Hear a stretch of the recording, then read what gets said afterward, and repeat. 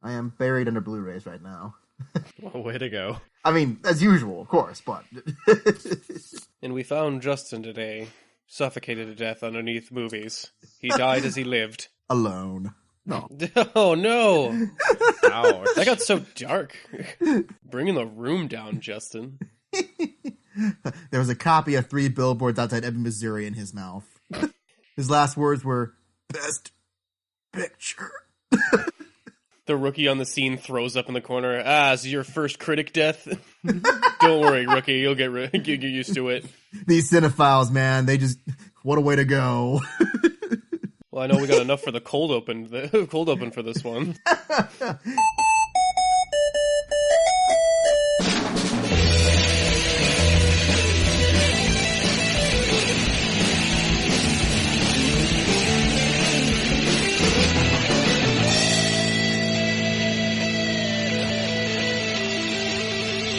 And welcome to Unapologetic Geek Out, the UGO podcast. I am, of course, Nick, your merc with a mic, your host, and I am here with my fellow unapologist, Travis.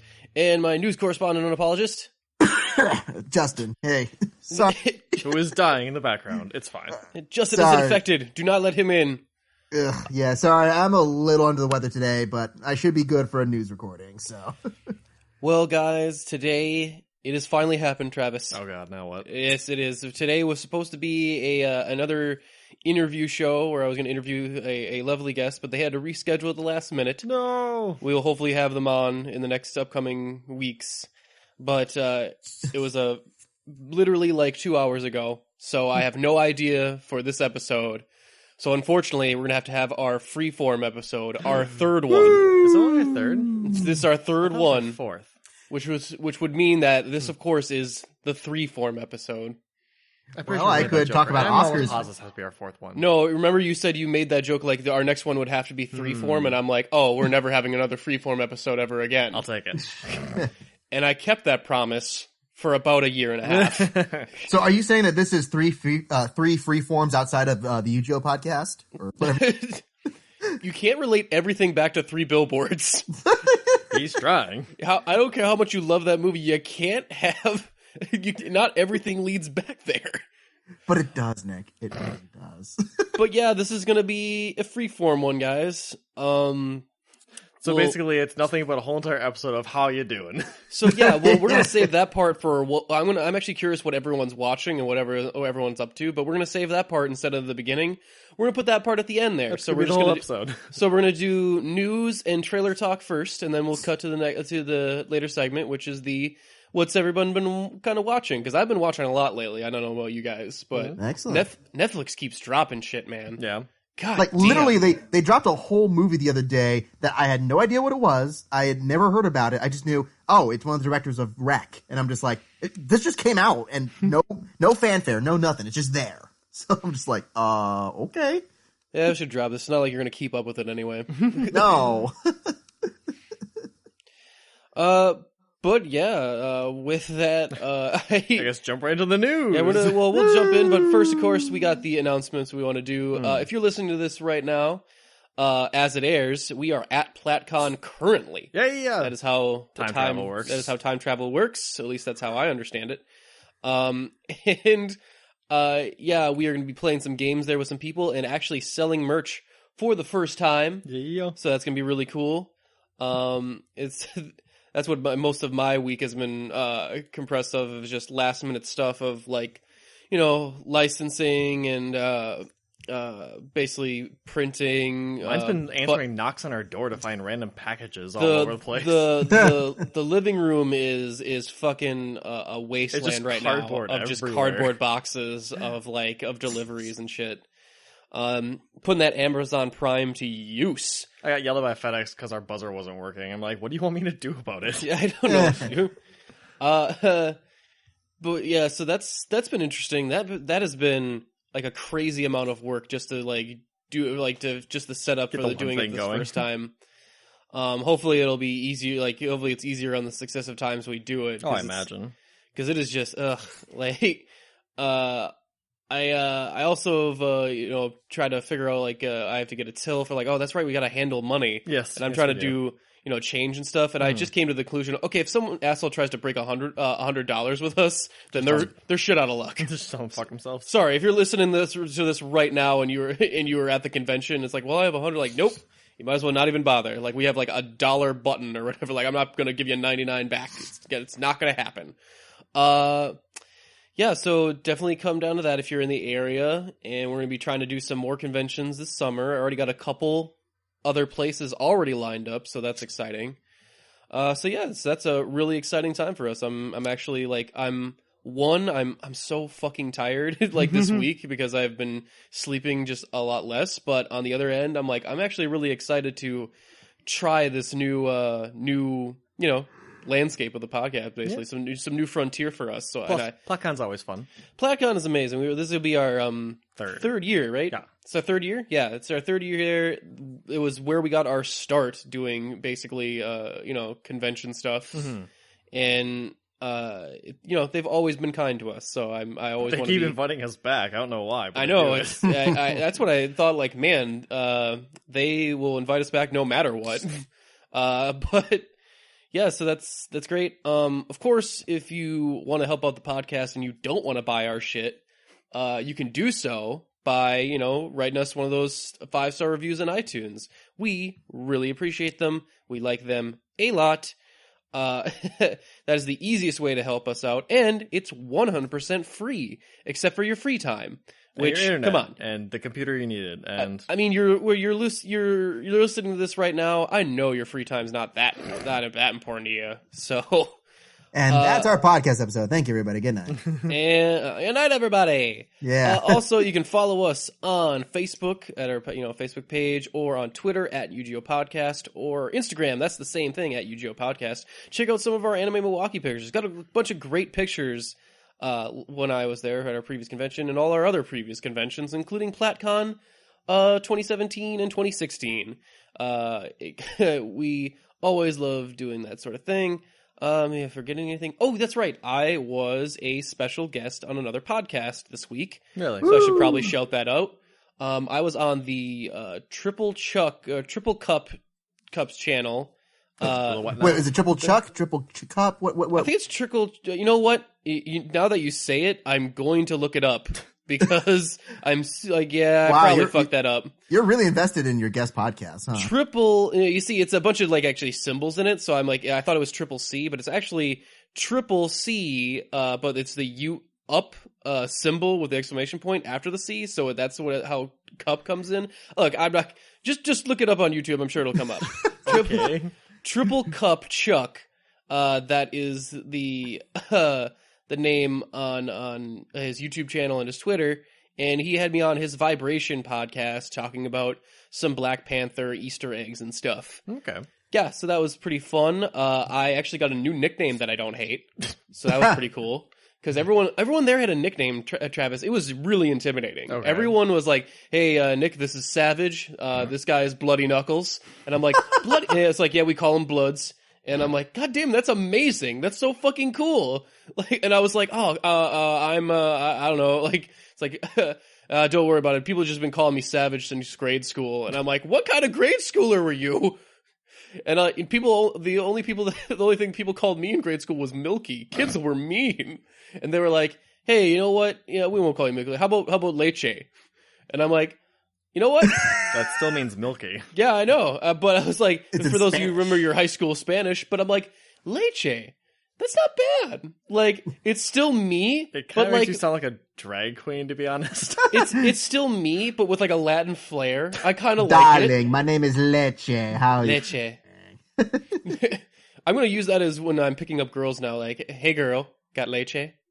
Well, you see, Nick, the guy changed his name originally because his name was Vandal first, and so Vandal. it's his family name. Vandal Fish. I love it. Yeah, so that was real fun. Check that out on his YouTube channel. I had to duck out because I had to actually go into work because they actually recorded late night. But I'm on for the first half hour, so it was a fun time. So check it out if you got a chance. Is there anything else anyone wants to plug before we get right into the news? No. I mean, my usual stuff. Just, hey, you can find me on my social media stuff. I had Nick on for a couple episodes of Breakfast Pub the last 2 weeks. That was yeah, you know what? I did want to mention that the Breakfast Pub episodes that I was on the last 2, and man, that was super fun. We recorded in a proper studio, at least on my end. We had Shaq along with us, Shaquille Lambert from Eye on the Prize, the podcast I do. And that was a blast. And apparently you guys connected afterwards for a review that I didn't know about. So you know that I like to record with everyone I ever meet. He's kind of a slut. That's how it works. We recorded a review for Message for the King, which will go up next Monday, because the episode that's up now is actually of Christopher Lawrence Cox with The Collection. We actually had on the fun. Yeah, the owner of oneofus.net. I believe your boss. If that's how I understand the hierarchy works. Yeah. And we talked about one of our favorite, collectively, one of our, pun intended, our favorite horror films, The Collection, which, God, that's such a fun film. And a fun film to talk about. That was just a fun review to do. Yeah, that was great. So definitely give that a chance. I actually own Collector and Collection on Blu-ray, so I still need to watch it, so this is an excuse to actually do so. Yes, it's really good. I highly definitely watch The Collector first. Oh, yeah. Yeah, definitely watch them in order. Don't skip to The Collection. But yeah, thank you so much for inviting me onto the Breakfast Pub. I had a real fun time, especially this last time with the boring trailers. And not only the boring trailers, but good old Trevor. That's still one of my favorite bits from that podcast. Travis, I don't think you heard about this, Travis, but nope. So both times that we did the recordings, I actually scheduled studio time on Syracuse University, where I'm getting my master's degree. Okay. Because they actually have professional audio studios. And so I was super excited because I'm like, I get the high quality gear. My voice sounds better here. And we actually had a sound technician to help check out the levels for all the audio. All right. So the first week we had Caitlin, very nice woman. She does music mixing. I actually did, for that trailer I talked about last week, that Justice League one, that was her project. And then this week, the second time we had this guy named Trevor, who's also a guy who helps with like music recording and mixing.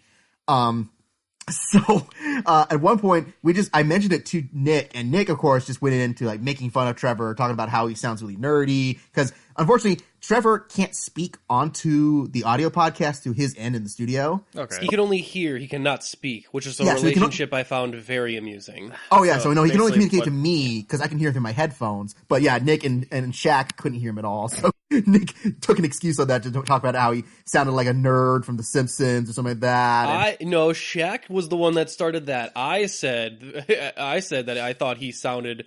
I imagined his voice as mysterious yet sensual. Or yes, that is correct. If you listen to that recording, there's actually like 5 to 10 minutes before that where I'm just sexually harassing Trevor. I know. I'm so bummed I didn't record that. I mean, for record's sake, it's probably better that we did record it, but it was really funny. I can pretty much imagine what happened. Oh yeah, I think I might have it on my backup Skype recording. Maybe we'll release that as a Patreon episode or something when we put on a Patreon episode. Like, this is only for you guys who pay. That would be great. But the best part, though, was while we were actually recording the main episode, Nick continued to talk about, you have this sensual voice, and then all of us made fun of what our nerdy voice would sound like if we were speaking like Trevor. And so Trevor, in the middle of the recording, messaged to me, he's like, okay, I'm coming in there. I need to clear my name. So we gave him the mic, and so then he put on his most nerdy Simpson-like voice. He was like, hey, guys! Like that. And it was just timed perfectly. Yeah, it was a real fun time. Shout out to Trevor. Thank you so much. And it did sound good. That studio quality, that studio equipment, the recording, I actually listened to it the other day. And I was like, yeah, this sounds real nice, real crisp. I like it. Yeah, no, I need to use that more often. So that, and I also need to make sure I actually get to, I'm going to try to get to the mall this weekend to get that connecting part for the soundboard that you sent me, which, again, thank you for that. Of course. So hopefully I can actually get that quality of sound for home as well as on studio. Well, let me know, because I think I have like a backup one here that I can just no. I have to go to the store anyway, so I'll make sure you do that. So. Okay. Well, so that's a real fun time. I love being on other people's podcasts because it's like a lot less work than actually hosting. You're just gonna go on and fuck with people. Yeah, I don't have to do like any editing afterwards or anything like that. It's like a real fun time. It's like, and you get to talk about movies about flaming hot Cheetos with me too, so it's fun. Oh my god, that was hilarious. But yeah, you know what? Speaking of, I'm actually excited to get in the news then, because I'm wondering what kind of crazy stories we got this week. What snack foods are being made into films this week? And to learn that, we got to go to This Just In with Justin. All right, so unfortunately, I don't have a lot of like the silly, funny stories that. No, but I do have a lot of really interesting stories throughout the entire thing. So Cool. I have a funny one for us to end on then. Okay, so. good. Then you can use that one. The first one here is that apparently Del Rey, the book publisher, has confirmed that Solo: A Star Wars Stories will take place 14 years before A New Hope. So that would place it. I forget how exactly they listed the timeline, but it's like, yeah, it's right in the middle, somewhere between Return of the Sith and A New Hope, in that range kind of thing. okay. Yeah, we haven't really seen, because there is, a big gap in between those movies. Like, Rogue One takes place, 5 minutes before A New Hope. Right. So it's not like it's Yeah. that big of a time difference between the original trilogy. So that's kind of neat. I kind of like the idea of exploring time periods we haven't seen before. Yeah.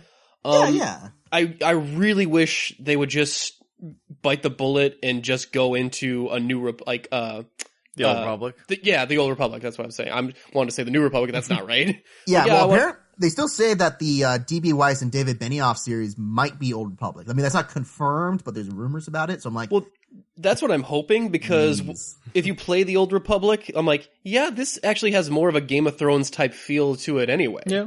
With a lot of the character stuff, like the all the different planets with all their different interplanetary politics sort of thing. A bunch of melee weapons are actually the weapons of the day because of how the shielding technology has outraced blaster technology.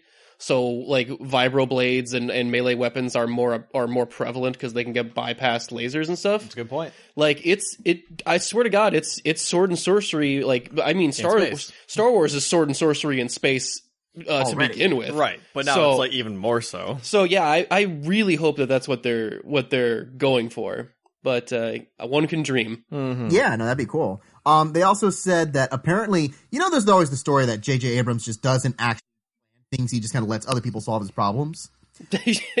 Apparently, Daisy Ridley says that's not true. That J.J. Abrams actually did write drafts for episode 8 and 9, but Rian Johnson just didn't listen to them. So apparently he came on and they're like, yeah, that's good and all, but I kind of don't want to do that. And so he decided to write his own story and just didn't use any of JJ's notes at all. And JJ's like, all right, fine, you're the director. Do what you want, man. Yeah, I think that has good and bad connotations, because one, it really helps with some of the stuff whoa, I didn't see that coming. Right. Some of the story elements were but probably because we were set up to zig and instead we zagged on some of that stuff. I assume JJ's script had Daisy Ridley's parentage being more important, and I kind of I liked the fact that it was no, they were nobodies. It was, and I doubt that would have happened in JJ's script, but I can only speculate. It only wouldn't happen in most scripts, really. That was a good reveal, to be fair. Yeah, and on the flip side, though, you get a bunch of dropped plot points, plot points from the first one, which are oh, I thought this might go somewhere, but no, not only that, you get Rian Johnson resolving all the subplots, literally all the subplots. Mm-hmm. So I'm actually very curious in the next film, on a intellectual level. I'm what is this next film gonna even be about? What's it gonna even look like? Well, that's the fun part, is that JJ is coming back to finish it, so maybe he can reintroduce some of his notes into the night. Oh, so Ryan didn't want to listen to what I had to say, huh? Well, I'll show him. I've already heard rumors it's gonna be they're gonna put time travel in to fix all this shit. I'm oh no, God, please don't do that. Don't do time travel in the Star Wars So basically, universe. he's going to do Days of Future Past. You're just don't worry, we're going to erase last happening. Please don't. I'd rather you not. Actually, I don't. But oh boy. Yeah, that's an interesting one. What's our next story? Any other Star Wars stuff? No, Star Wars stuff. That's all I got here. But okay. Avengers: Infinity War is actually going to release a week early. Apparently, Robert Downey Jr. is so yeah, England gets all this stuff early, and so does Europe. But what about everybody else? And they're all right, done. It's going to be on April 27th instead of May 4th. What? Okay, so all anyone has to do is have Robert Downey Jr. complain about it. That's amazing. I mean, he kind of does have the big dick to swing around in that series. You know, he's getting paid $1 million for his contract. So It's true. yeah. Hey, Travis. Justin said dick. Ah! I do in fact know some words that are not nice words. Sometimes I forget. That was the most polite way to say swear words ever. See, like, he's such a contradiction. I love it. Okay, hold on. Penis, test, dick, balls, schlong. Okay, is it mouth because on it's him. actually like a part of the genitalia? Like, what's the cutoff point? Do you say ass? No. No. And I mean, shit, if I'm talking about a donkey, then I could say, yeah, that ass over there. oh, okay. And all right, but if you're calling someone a dick, is that out of the question? No, I can call you a dick right now. You're a dick, Nick. It's Wow, true. I'm so fascinated by this. I'm derailing your stories, but you know what? We'll talk about this off mic. We'll talk. I know. You know, I just don't like using that word, but I'm not above using it if I have to, if I'm really pushed. That's like my extremes, at least. But yes, anyway. Gemma Chan from Humans. Do you guys watch that show, Humans? I actually watched the first season way back, I think. Okay, so yeah, she's the Asian robot from that one, the main one, I think. Yeah, it's been a while. Or unless I'm thinking of something else. Am I thinking of Almost Human? No. No. This is the one where it's the robots who are like the surrogates that you can hire. It's pretty much Detroit, that new game that's coming out. You're right. I am thinking of another one. No, I have not watched it. That's my bad. So she's one of the main robot characters on that. She's going to join Captain Marvel as the Kree spy Minerva. So, Ooh, the Kree.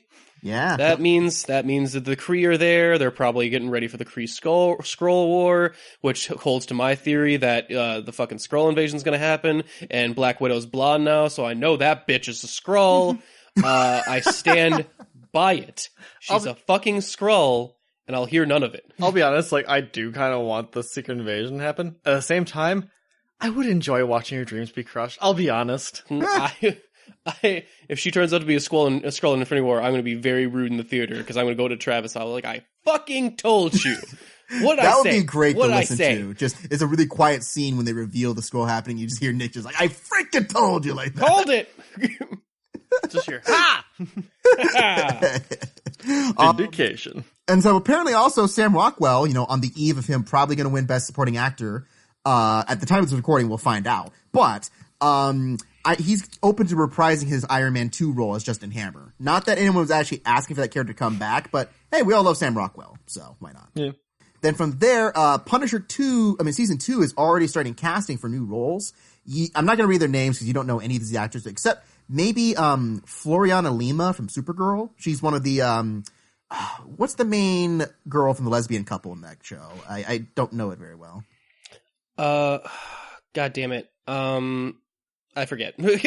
Yeah, sorry. I don't have the story exactly pulled up here, but she's one of the main, you know, a prominent character from Supergirl. But it's suggesting from some of the casting news that they're probably going to do the Suicide Run arc from the comics, where Punisher leaves New York because there's so many vigilantes and goes on the, starts traveling. Oh, okay. Oh, okay. Interesting. Yeah, which he has already traveled as part of his revenge plot in the previous seasons. So. Yeah. That was actually like his finishing up type thing. Alex and Maggie, that's the couple. Ah, God, that was killing me. I want to say it's either Maggie or somebody else. I forget. But I don't watch Supergirl, so I don't know. But and then Georgia Wiggum from The Orville, one of the supporting players from that one. Mm-hmm. So going from there, Fox. I am sick and tired, people. I am sorry. Is planning to release 3 other X-Men movies between 2019 and 2020, despite the Disney sale, which apparently the Disney sale is actually kind of under threat right now because Comcast is aggressively trying to outbid them. So they're still hoping to keep the X-Men series going, including all the reshoots going on for New Mutants, which apparently there will be a whole new character added to the story because of that. Wow. All right. That's because you heard the reports that they're reshooting because the movie wasn't scary enough, which is like, yeah, if you're going for a mutant horror movie. Well, the trailer makes it look like that shit looks scary. It does. So I'm surprised that they found that the film was not scary enough on initial shoot. Or did they fuck that up and go like marketing made it look scarier than it was?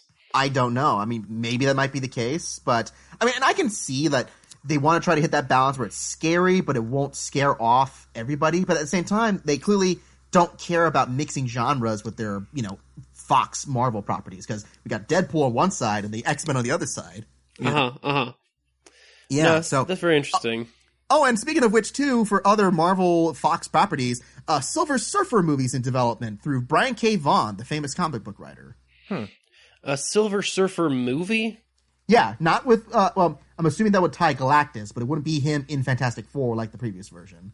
Okay. Well, it was pretty crappy the first time around, so it's a pretty low bar to set. Hey, Well, the to Silver be fair, Surfer has had good runs. There's this one run where he's like dying, where he has to like accept that like his power cosmic is no longer working like it should be, and he's slowly gonna lose his power and die eventually. That one's pretty interesting. Yeah. I mean, hey, and Lawrence Fishburne as the Silver Surfer was like one of the few good things in that movie from Fantastic Four, too. God, I forgot that he was the Silver Surfer. Yeah, it was Like- Doug Jones doing motion capture and Lawrence Fishburne as the voice. Yeah. Okay. Yeah, good pairing. So apparently there's been a lot of stories going around that Cheetah is going to be the main villain in Wonder Woman 2.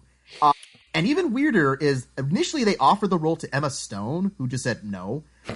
So now they're auditioning Kristen Wiig potentially as that role. Okay. I mean, Cheetah's the only actual villain I know of, really, of Wonder Woman, so... Well, yeah, there's because who else does Wonder Woman fight that's a notable villain? yeah, and yeah, there. Other than the Greek gods. Yeah. I see it. It'll probably be a popular cosplay too. Furries are a big thing. I can see you can make a good movie out of that. I'm just saying, I've seen some sexy Cheetah cosplay, so... No, and I'm you should not a have furry, one of the but- villains be another, strong female character. Like, that makes a lot of sense, too. Yeah. Like, Well, and also, again, it's that brand recognition, because everyone said, like, one of the weakest parts of Wonder Woman was Ares, as the Oh, main- yeah. definitely. Like, who is this boring British dude with the mustache? Just like, yeah. God, that mustache. If you were going to spend $100 million to remove a mustache, that should have been the mustache you removed. Like, that one was the one that was a fucking problem. Yeah. Well, I mean, and that's technically just the natural mustache of that actor, so, but still. I mean, that or just don't show inside the helmet, because that's what was Yeah. really killing me. I'm like, this mustache. Well, that's the thing, it's like, dude, Remus from Harry Potter is the bad guy? Pretty much. It's like, look, he's going to help me fight Dementors. What is he doing with that sword? It's his Patronus, or his wand, and of one course of the two. his immortal line of, "Then I will destroy." Oh, you. So bad. You know what? I was actually watching Wonder Woman is now on HBO now. Of And I was course. watching it the other day, and I actually did watch up until the No Man's Land part, and then I watched up until the party, and then I just stopped watching. I literally did not watch after that. It's funny because Yeah. I showed the movie to my mother, yeah. and she seemed to be enjoying the movie for the most part, and she literally, it's not actually that uncommon, but she fell asleep during the actual battle part. And my mother falls asleep during movies all the time, but she was actually awake for the end part, so I'm like, oh, so you just, you fell asleep during this one certain part. I'm like, yeah, I actually don't blame you. It's not that great. No, everyone I talked to said that's the weakest part. But, yeah, so then, Noel, Crucifier, and the Folded Man are joining the Flash as new villains on the roster. So, Cool. They're really getting to the characters where I'm like, I think I vaguely know that person exists. Like, Yeah, no, I'm starting to go like, I don't, you've exhausted the rogue gallery. Sure, okay, fine, you got everybody. And then, speaking of, again, exhausting the pool, there's another woman joining Supergirl named Angela Zhao, who was on Hell on Wheels previously. She's playing her character named Dr. Grace Parker, and people believe because of a typo that she might be one of the world killers that they've been introducing this season. So okay. Yeah, I've actually been liking that storyline they've been going through with Supergirl. With the world killer angle on it. I actually kind of dig it. Yeah, no, that's pretty. It sounded interesting from what I read about it, but I don't know. But Jax will return to Legends of Tomorrow season finale. So okay, do you like? Yay, the worst actor. That's. I mean, someone had to be the worst actor after Hawkman and Hawkgirl left. Wow. Look, dude, they got rid of the better part of Firestorm. I'm just gonna say it. Like that kid was always a problem. Though to be fair, yeah. So that I don't know. Okay, well, there you go. We'll see how that goes. But Dwayne Murphy, who's from The Strain, has been cast as the Negative Man in Titans. Sweet. Yeah, Like- so again, that Doom Patrol, man, they are investing a lot into those characters. Man, it's weird how excited I am that they're like, oh my god, they're making the Doom Patrol, and the Doom Patrol are like a big part of the series. That's really cool. Like, Yeah. it makes The me funny think. thing, though, we've seen costumes for a lot of the lead characters, but not Starfire yet, especially after all the debate about it being a black woman cast as Starfire. I'm really curious to see what that looks like. I'm assuming there's going to be some digital effect work done on of her course. with like their hair and Right. stuff and the Yeah. eyes. So, my guess is they'll make an image transducer for her or something that they can make her look like a regular human so that they can save on the budget. Oh, and I wouldn't even blame him for that. Well, Well, because then Raven also, she's like blue skinned, isn't she? Kind of like an ashen color. she's more like pale. Like they've always played her as like, sometimes they give her a little bit of a bluer tint, but most of the time they play her as like the regular pale goth kid, sort of thing. True. Sometimes they actually play her as a bald woman, which is actually, I find kind of neat. Like as, with like the, what do you call it? In their forehead. Ah, damn it. The Last Airbenders. The jewel, like a chakra or whatever the hell it is. Yeah, like a Buddhist kind of like. Yeah. They give her kind of like, they almost give her kind of a monk look that I always found kind of visually distinctive, which... Well, because aren't monks a part of Raven's backstory? Like, there's like soothsayers and monks and fortune tellers. Oh yeah, like she's from like a whole cult thing where they like, she's basically Rosemary's Baby, where like Trigon impregnated her mother via a satanic like ritual. Except not a knowing satanic what Trigon ritual, looks like, I don't even think about that. So yeah, a lot of horn stuff, like spiky. like how does Aku reproduce? Which they did answer in Samurai Jack. So Ew. Yeah. Constantine, the animated series, is premiering on March 24th on my birthday. So hey, that's cool. There you go. Yay.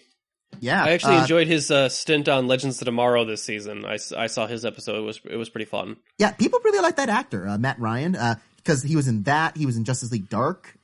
He's been in quite a few things playing the same character. People just like, yeah. He's a great pick for Constantine. He looks exactly like Constantine. He has the British accent. Like, he's everything Keanu Reeves wasn't. Yeah, so that's fun. The live-action Mulan movie has been delayed to 2020, which, obviously they want to take their time on that one, just to be careful. So. Sure. And the more I think about that one, I'm kind of like, just like, I mean, if you were to do a remake, like, especially with a strong female character, I'm like, I guess now is the time to do it. Yeah. It's just that the original is so good. Yeah. Well, I mean, I don't understand the concept of remaking some of your animated classics into live action form to begin with. Mm-hmm. Like, I don't like making a live action of Beauty and the Beast. I'm like, what? That just doesn't make sense. Like, it's like, well, that Beauty and the Beast is damn near a perfect film. Like, remaking it only draws question to like, hey, isn't that kind of like Stockholm Syndrome? Like, it only draws more attention to it if you remake it. It's just like a no-win scenario. So I'm confused by the whole remake process to begin with. They're just trying to capitalize on their brand recognition. They're just like, look, we don't have any more ideas. We had that period of time where we made things like Home on the Range, and nobody wanted to see that. So, ooh, yeah, I suppose that. Yeah. Supposedly Steven Spielberg's Halo TV series is going to film this fall. Okay. So I don't know anything about what it's about. Like, is it taking place during the games? Is it going to take place during just some other thing in the Halo universe? But I'm curious, at least. I mean, I've seen some of the other Halo TV stuff, like the Forward Unto Dawn miniseries, which was fine. It wasn't great. It was good, kind of thing. Halo's interesting because it has a bunch of defenders off of like how good the games are and stuff, and I'm like, and how intricate the story is. And yeah, that's the thing. Is like Halo has a really rich mythology. If you look, Halo has a rich mythology. Every time I have someone try and explain the story of Halo to me, it sounds like the most generic, boring thing I've ever heard. No, and that's the thing. On the surface, it is just, aliens and humans fighting, just like the traditional sci-fi plots. But if you look like the books, if you look through the games, like all the background details they put in there, there's a whole universe they've created. Well, the things I like the most have been those short commercials that they've done, like the ODST commercial. And no, dude, like that trailer for ODST is still one of the best game trailers I've ever seen for anything. Well, and then like when I think of that, I'm like, okay, yeah, we can do a Halo movie if it's like this. Right. Like I get this. This I connect with on a very instinctual level. So Steven Spielberg, of course, he made another sci-fi series he produced on, right? I mean, he's been involved with a couple shows. Like, back in the day, he did like Amazing Stories, an anthology series that was all like, fun, sci-fi, fantasy, lighthearted stuff for children, Mm-hmm. But yeah, he's been involved with a few other sci-fi TV shows. Didn't you do that Falling Skies one? He Was might that have him? been like an executive producer somewhere there. Yeah, I think it was. Yeah, something like that. But the biggest problem though with Halo is that the mythology is so dense that the last game pretty much was like doing homework, where it's like, you're not caught up at all with the books, like especially all the new stuff they added, which further complicated the storyline. There's a point, like literally in the first 5 minutes of Halo 5, you're like, I literally have no idea what's going on and how we got from here after Halo 4. Because they literally just throw in like 7 new lead characters that you've never heard of unless you've been paying attention to the books. Wow, that's a not great marketing strategy. No, it was really sad because, I mean, okay, it's like, okay, look, fine. Halo 2 did it. We introduced the Arbiter as the new character, and that worked because he fit organically into the plot. But there's these other characters who only exist in the books. They don't exist in the games. So if you have no idea if you've read the books, you don't know why they're there suddenly. Like, wait, there's more Spartans? But I thought the chief was... Halo 5 was not great. Just say that. It was the weakest of the series only because they just totally dropped the ball with the narrative. But anyways, I hope this TV show might be good. That's just all I'm saying. Well, it'll probably have fans one way or the other. Mm-hmm, Oh, sure.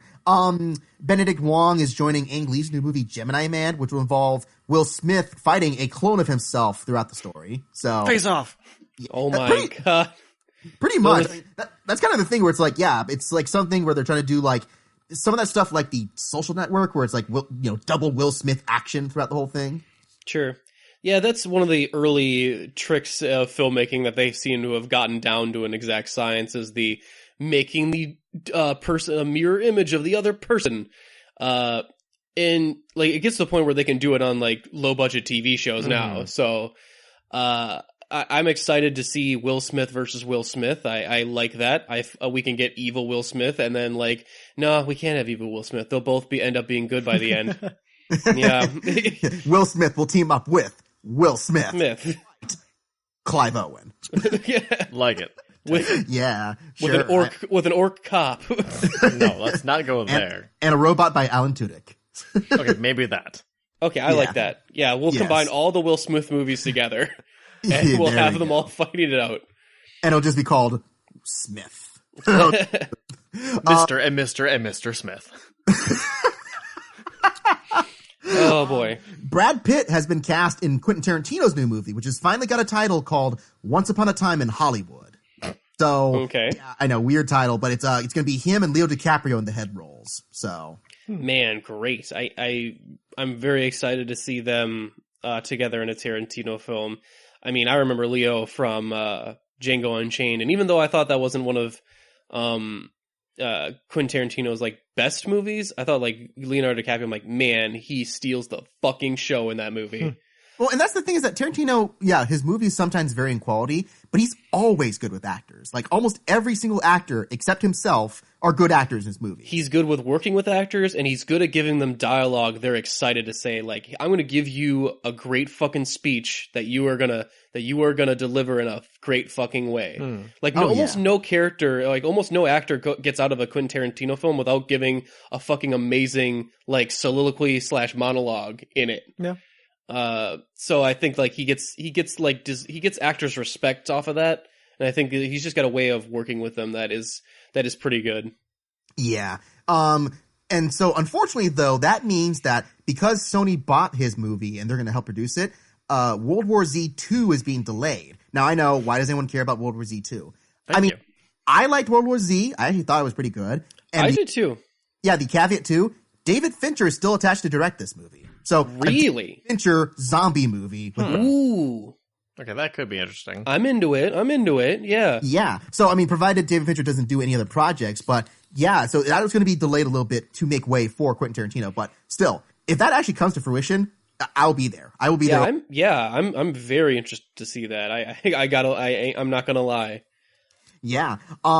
So Bruce Willis says that Die Hard 6 is still happening and the script's just going to get finished this week. So, shut up, Bruce. it apparently is happening. I mean, on the one hand, also, I'll say this. Len Wiseman is back to direct this movie, which is surprising because after hearing Kevin Smith talk about how drained Len Wiseman was trying to direct Bruce Willis in Die Hard 4, the fact that he would come back. I recently rewatched that I did where too. Kevin Smith was giving that speech of like, Kevin Smith will do like these nights with Kevin Smith. One of them is just about like, he says like a whole half hour of just talking about what was like filming his segment for Die Hard. And it was fucking great.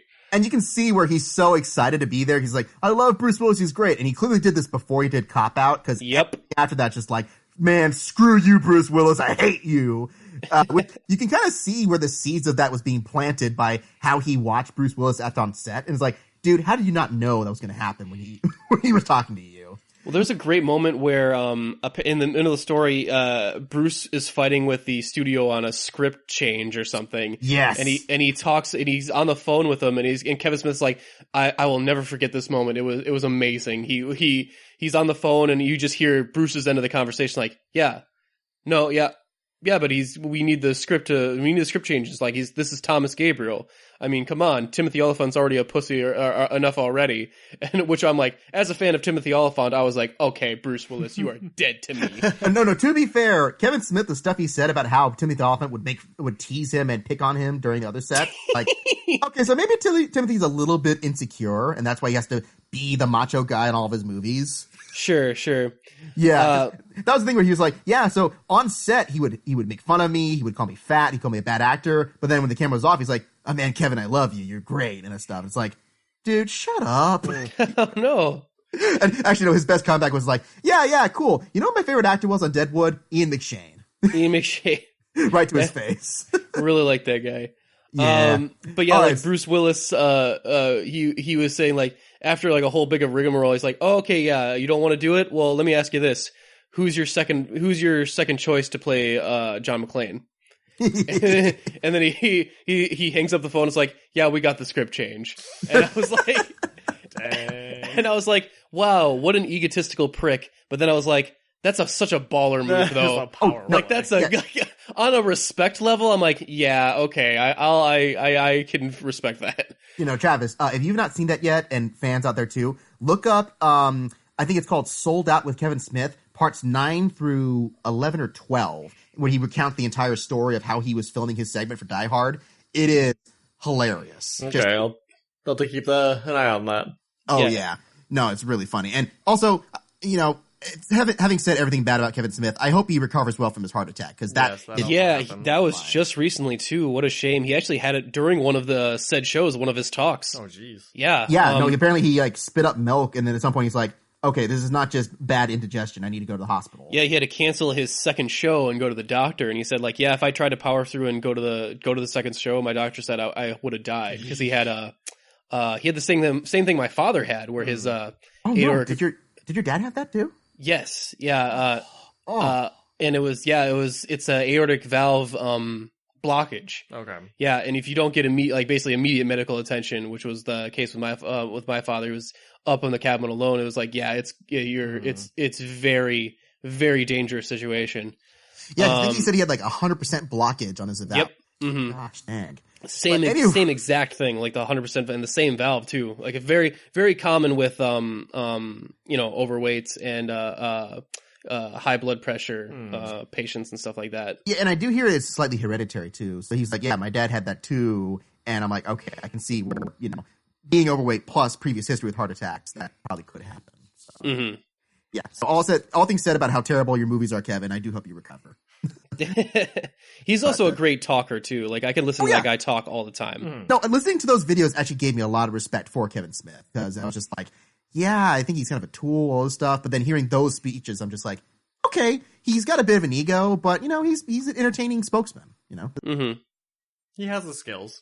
Oh yeah, and hearing all the stories about how they ripped off his dialogue for "Live Free or Die Hard," I'm like, wow, a lot of stuff about that script makes a lot of sense when he puts it in that text. I loved it because he was like, yeah, they hired me for the part to play the hacker, but they changed they changed the dialogue to the stuff that I wrote.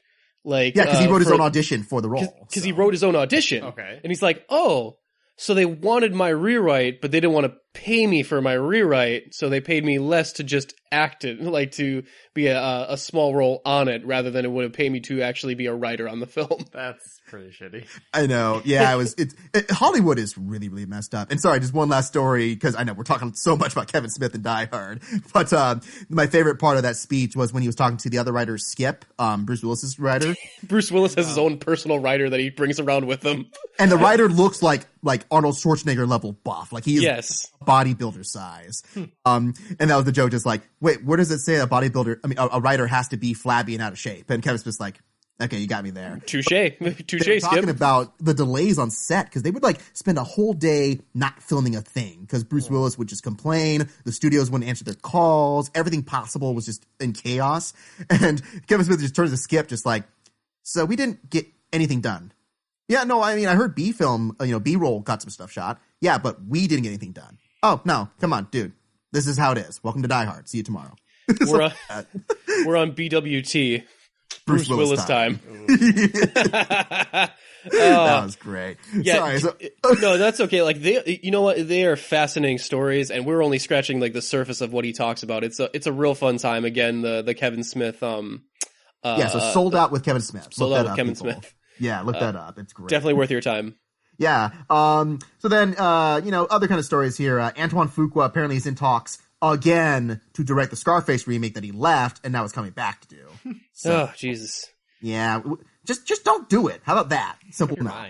Look, can I, is it controversial to say that Scarface isn't that good of a fucking movie? I mean, original Scarface from the 30s is a great movie. No, but the Al Pacino one. Yeah, no, I've not seen that one, and I don't really care to, so... It's good for the first half of it. The Rise story is pretty good. Yeah. The whole Fall story is it falls apart. Yeah, it just falls apart. I don't like it very much. Mm. Yeah, even though it has the most iconic line from the movie, which is the goofiest line too, but yeah, well, that's where the whole movie becomes I understand that's the most famous part of that movie. It's the worst part of that movie. How is that the most I mean, I guess it is the most ridiculous thing. I don't know. Yeah, it's because Al Pacino trying to do a Latino accent saying some of the goofiest, crappy dialogue you can hear. It is so weird to watch him try and do that Cuban accent. I'm like, what the fuck? Fly Pelican. Fly Pelican. Yeah, I'm not a huge fan. Nah, me neither. The Dora the Explorer movie is happening. So, that one that we announced. Please God, yes. August 2nd, 2019, and James Bobbin from the Muppets is going to direct it. So no, Michael Bay, boo. One project I want Michael Bay for. Oh my God, that's amazing. So it's going to be an 18-year-old Dora the Explorer in tight jeans. No, yes, short tight jeans, so we can with explosions in the background. Boot's is going to be a racist caricature. I can write the movie right now. I haven't seen you since I was these many. I forget which who made that joke, but I loved it. Then there's also, do you remember that documentary that came out called I Am Heath Ledger about Heath Ledger's life before he died? Yeah, it was a really interesting documentary. I think they made it right after he died, right? Oh, no, it came out last year.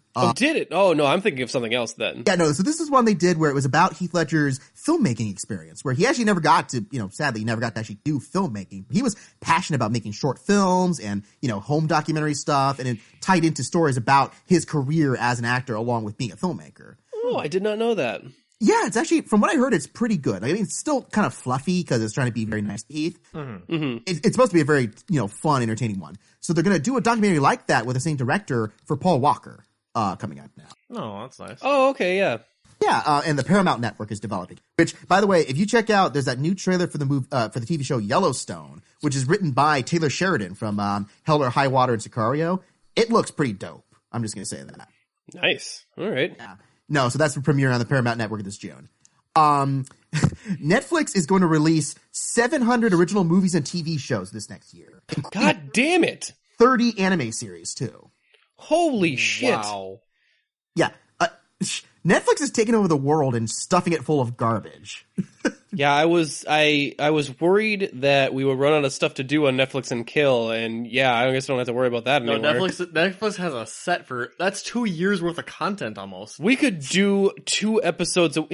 We could do an episode every day and still never get through the Netflix catalog. By the time we got finished with those 700, they'd just be like, "Oh yeah, we're dropping another like 1,700 next year." Next year, well, fuck. I mean, to be fair, one of those things would be Benji, and there's no violence in Benji. So that would be on your roster. Yeah, you're right.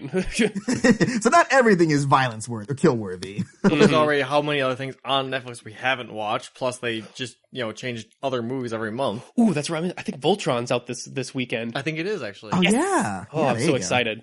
And we'll be at a So then, Stranger Things 3 is already announced for new characters that are coming out. I don't want to spoil it just in case nobody wants to know, but yeah, they're already planning Stranger Things 3. They're probably going to start casting soon. And then Bob is back as a cyborg. I know. It's weird. That would be amazing if that. I'd take it. I'd take it. I'd take it. One of my friends just watched season 2 literally in a day, like this week, and he was. It's so easy to just binge right through that whole fucking thing. Oh yeah, no, he was live texting me throughout the whole thing and just saying like, so clearly Bob is the biggest hero of all Stranger Things, right? It's like he kind of is. If you think about Bob is amazing. He is the most heroic character. He gives that one really bad piece of advice that really backfires that one time. Yeah. But other than that, Bob is flawless. Bob is amazing, and I want him to be my TV dad. Dude, I would take Sean Astin as my dad any day. Like, I love my dad too. Sorry, Dad, if you're listening to this, I love you. But they also said Sean Levy and the Duffer Brothers really don't want to franchise the series. It's just like, look, we're going to make the seasons we want to make, and we're going to keep it at that. We just want to keep the integrity of the show and not just go like, oh yeah, it's going to be an anthology series, and other people are going to come in and direct new shows. Just like, no, just Stranger Things up to like season 4 or 5. That's all. Okay. Yeah, which I'm cool with that. That sounds good. Yeah, I like that. I mean, I don't know how much Netflix likes it, but... Well, I'm sure. And also, who would have thought that Sean Levy would be the guy to try and uphold integrity? The guy who's like, oh yeah, I used to do stuff like Cheaper by the Dozen 1 and 2. And, and now he's like, no. I do serious things now, like Uncharted. Oh no. Which, I'm kind of excited for that Uncharted movie. I don't know if it's going to be any good. But another It actor has joined Castle Rock, that Stephen King TV series, Chosen Jacobs, the kid who played Mike in the series, the one black kid in the group. Keeping the Stephen King family small, I see. All right. Oh, seriously, if you look at the casting, it's like all veteran Stephen King actors. That is the only people who are cast in that. And then, what's his name from Moonlight? So. Okay. Yeah, I forget his name, but really good actor. Orphan Black's co-creator Graham Manon is going to be the new showrunner for the Snowpiercer TV series, which has had a very tumultuous development cycle. But hey, that's cool. A veteran TV producer. That sounds good. Mm-hmm. I really like that movie, so I'm actually really curious to see the TV series. Yeah. No, and I believe what's his name from Hamilton? The guy who played Thomas Jefferson. He's one of the main actors in this. So, all right. Yeah, which that guy, he was one of the best performers in that whole series. I mean, the whole show. So, sure. There's a new TV series based on the Terry Pratchett Discworld novels coming. Ooh, that's and fun. It's going to be a 6-part miniseries, just picking and choosing from the Terry Pratchett books. So, well, you almost have to because they don't have a distinct timeline. Yeah, exactly. Have they ever adapted the Discworld series before? Oh no, they've adapted specific books, but I don't think they've ever done a Discworld universe like that. Because I think right. Going Postal got adapted to a TV series already.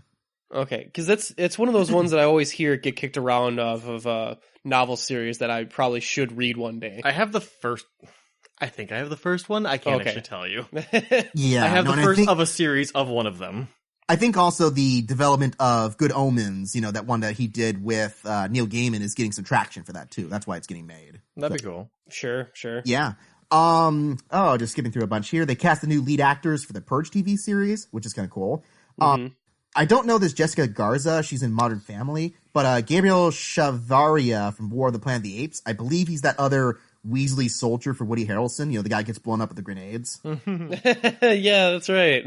Yeah, so if that's the same guy who I'm thinking of, correct me if I'm wrong, but that would be kind of cool. So I'm like, hey, Purge TV show. That sounds awesome. So I can't believe I'm as interested in that as I am, because I'm like, I really want to know what happens in that universe when it's not the Purge. It actually seems like it would be more interesting as a series than an actual movie, just how they've actually done the movies. Well, and it's also not just on the Purge. It's going to take place in the year between the Purge. Right. Actually, if they actually have the balls to do some interesting stuff with that, it could be a really good show. Because that was always my criticism with The Purge, is that it felt very limited. Even when they started to expand the world, it's like, so the only thing people do on The Purge is murder. Which, sure, you don't want to show horrible, horrible things, but it feels very narrow. You figure that some people are just looting and maybe some people are probably committing massive identity theft for the one, because all crime is legal. It's not just murder that's legal, it's all crime. At the same time, though, I imagine somebody probably went in and probably erased a lot of debts, too. Sure. Got rid of student debt around the world. Like, if you imagine that one night where everything is up for grabs, you can do whatever you want, and people just kill each other. Like, no, there's like a bunch of other shit you could do to get ahead.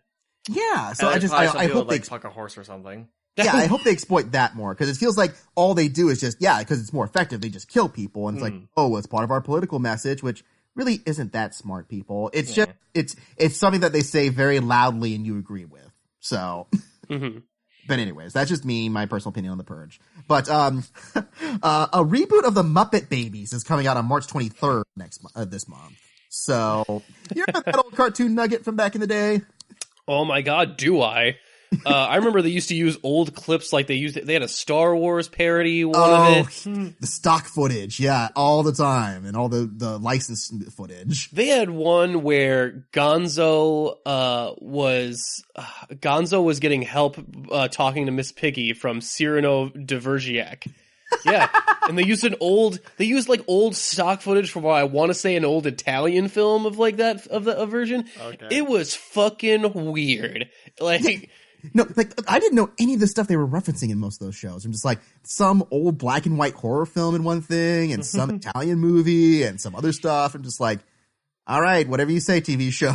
Well, he was using a signal, like, to talk to Cyrano, but then the signal got confused, and he started to talk with, what was it, like a Russian submarine. Like, yeah.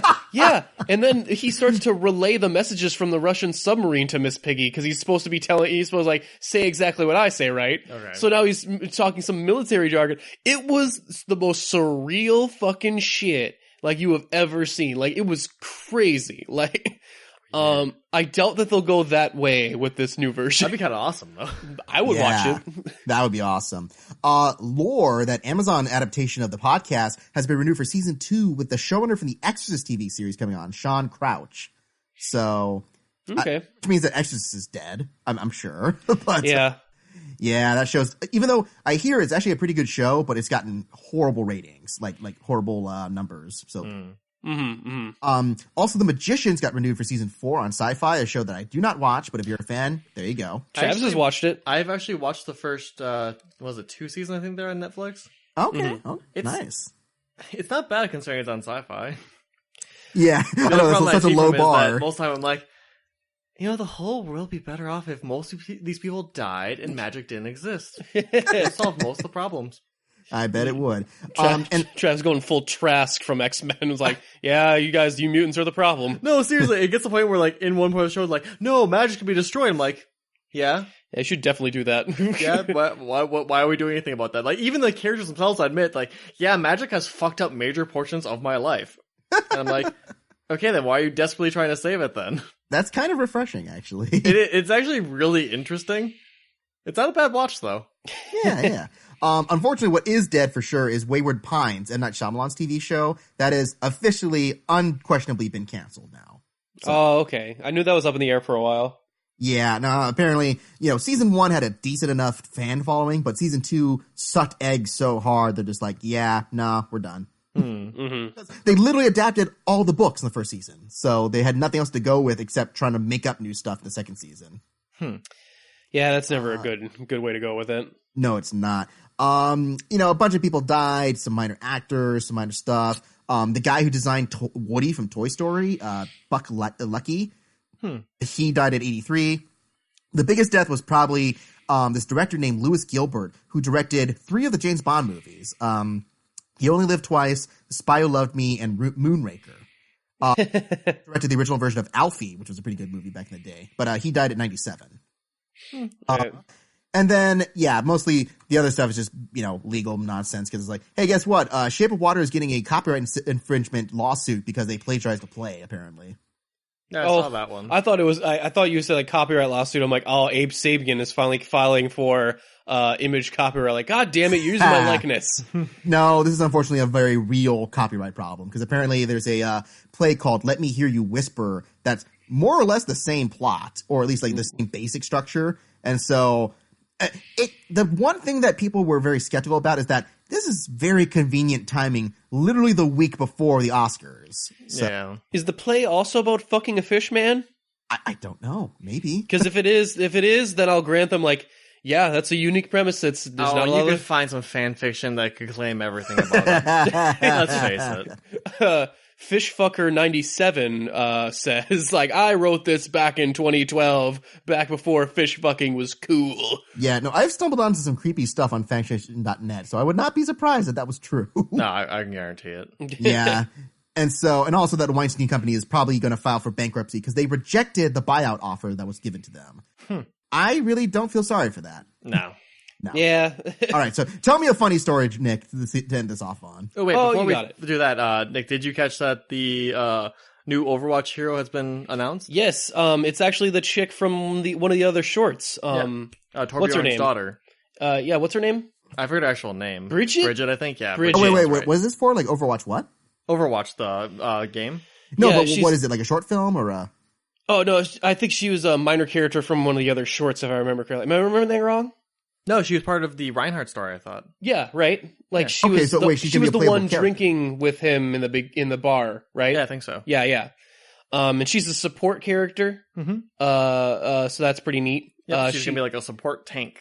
Yeah, she heals. But also anything over heals ends up as armor. It's interesting. Yeah. I'll tell you what. She seems fun. Yeah, it was. I dug on her. I'm really into Moira right now. I like Moira too. I figured out how to like play Moira to a point where I'm like, oh my god, I think Moira might be the best healer in the game. Well, it's weird too because every time I see a Moira, I'm like, so I can expect to never be healed by you then, right? Mm-hmm. Because most of Moiras don't heal; they just go around and teleporting, attacking, and I'm like, fine. I mean, I get that. Like, she can runs around. You can do damage with her, but her real skill is like, I can heal myself and anyone else with this fucking orb and overheal. I just like she's super awesome. But the story I wanted to end on was this fun story that I found on Facebook the other day, which is this thing I did not know about before.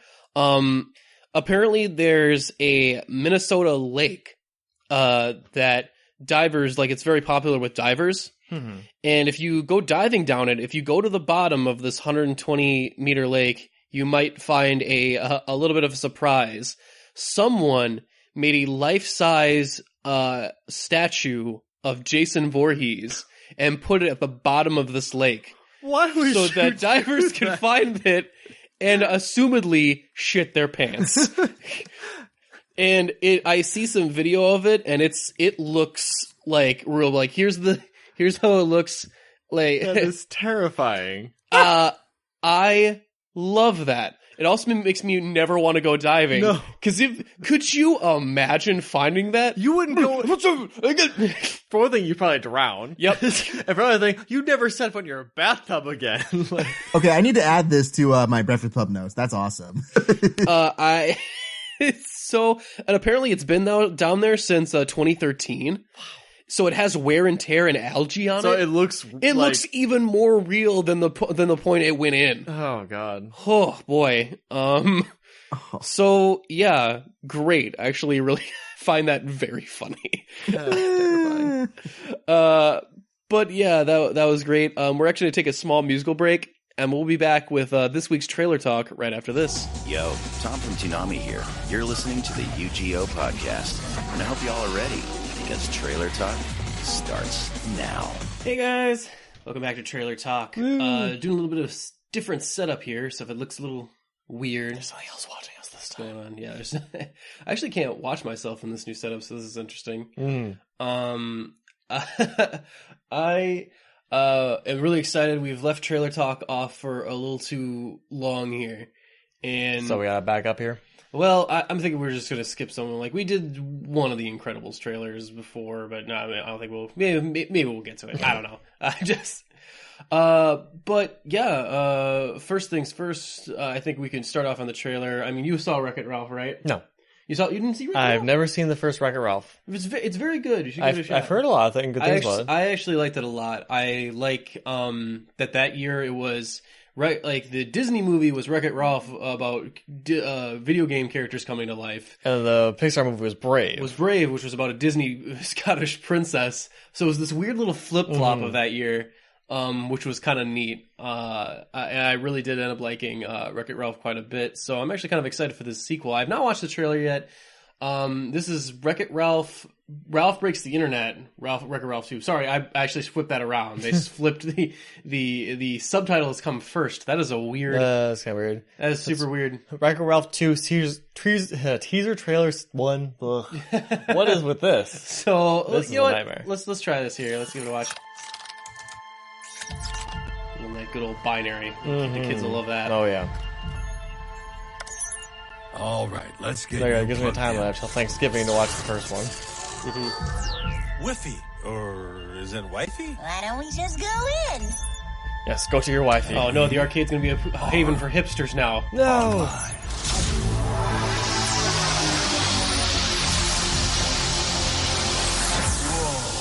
Cool. They can go anywhere now. We are going to the internet! Super excited. Just one minor thing. What is the internet? Oh, holy cow. Look at all this stuff. I saw a cat video in the background. I knew that was. Oh, of course. Really? Is that shit from Inside Out? Number 6 will amaze you. That sounds interesting. Ralph, come on! Get away from the clickbait. Right? Ladies and gentlemen, the next item up, a black velvet painting of a sorrowful kitten. It's like it's looking into my soul. Yeah, that one's really gonna haunt me for a while. Games. Pancake. Milkshake. Out of my way, kid. Pancake. Milkshake. Milkshake. I'm starting to understand why people like this game. Very zen. Milkshake. Hey, look what I found! More pancakes! Let's speed it up. Pancake, pancake, pancake, pancake, pancake, pancake, pancake, pancake. Eat, little buddy. Eat. Ralph, you might want to try feeding the kitty for a little while. No, the kitty gets the milkshake. The bunny gets the pancake. Eat it.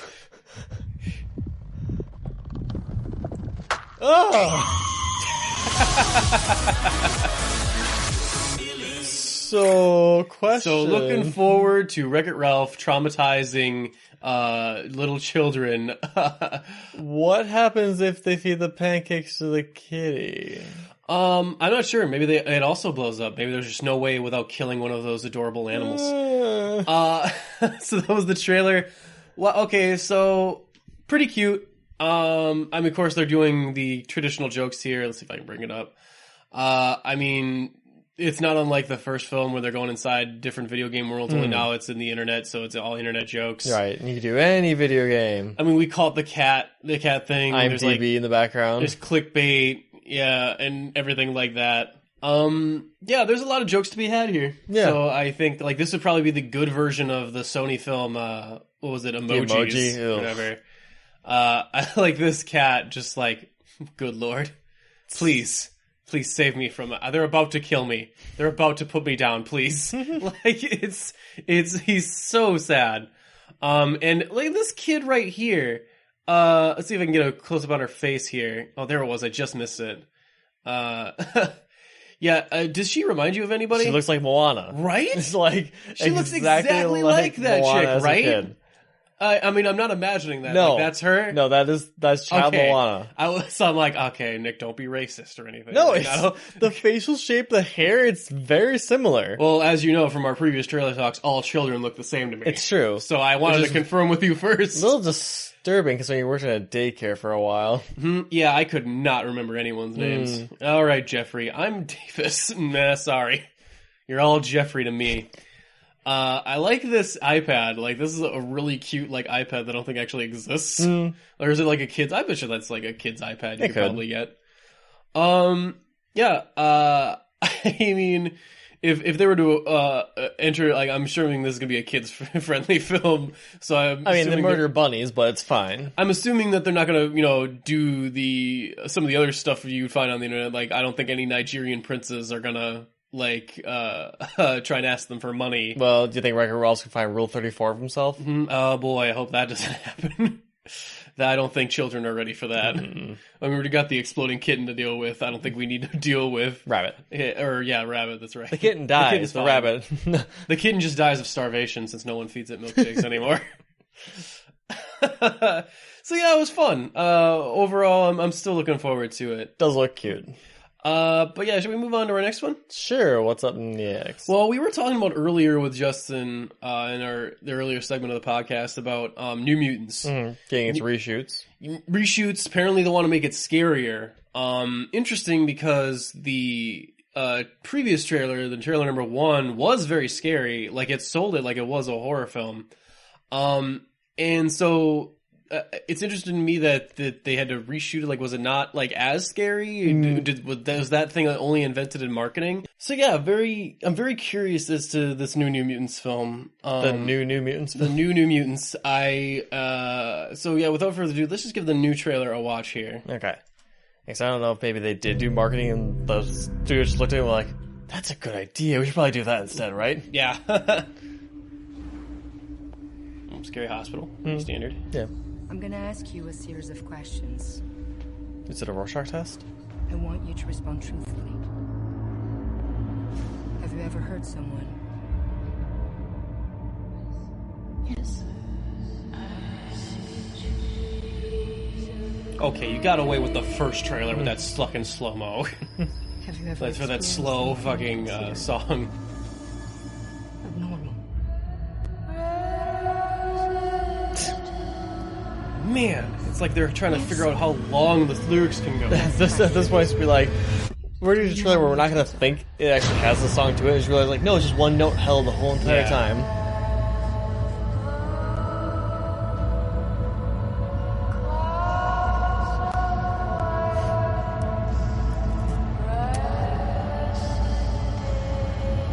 It's more annoying than scary.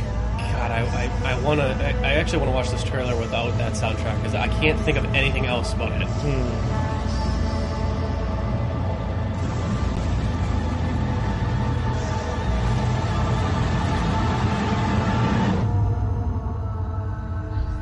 What is this place? This doesn't seem to have like any actual new information either. There's some new footage, Yeah. but that's about it. Get some rest.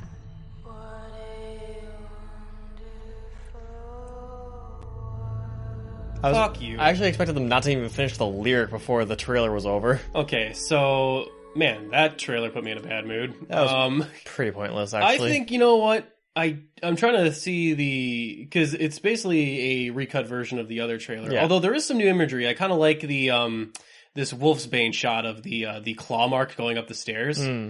It's a kind of like a because I'm Arya. I forget Maisie Williams. Yes, thank you. She turns into Wolfsbane at some point in this film, so I like the shot of the claw marks going up the stairs. Very mysterious, very like kind of Wolfman. I like that. I also like the faces coming out of the walls of the woman there. That one of them's probably like a kind of like a telepath, I think.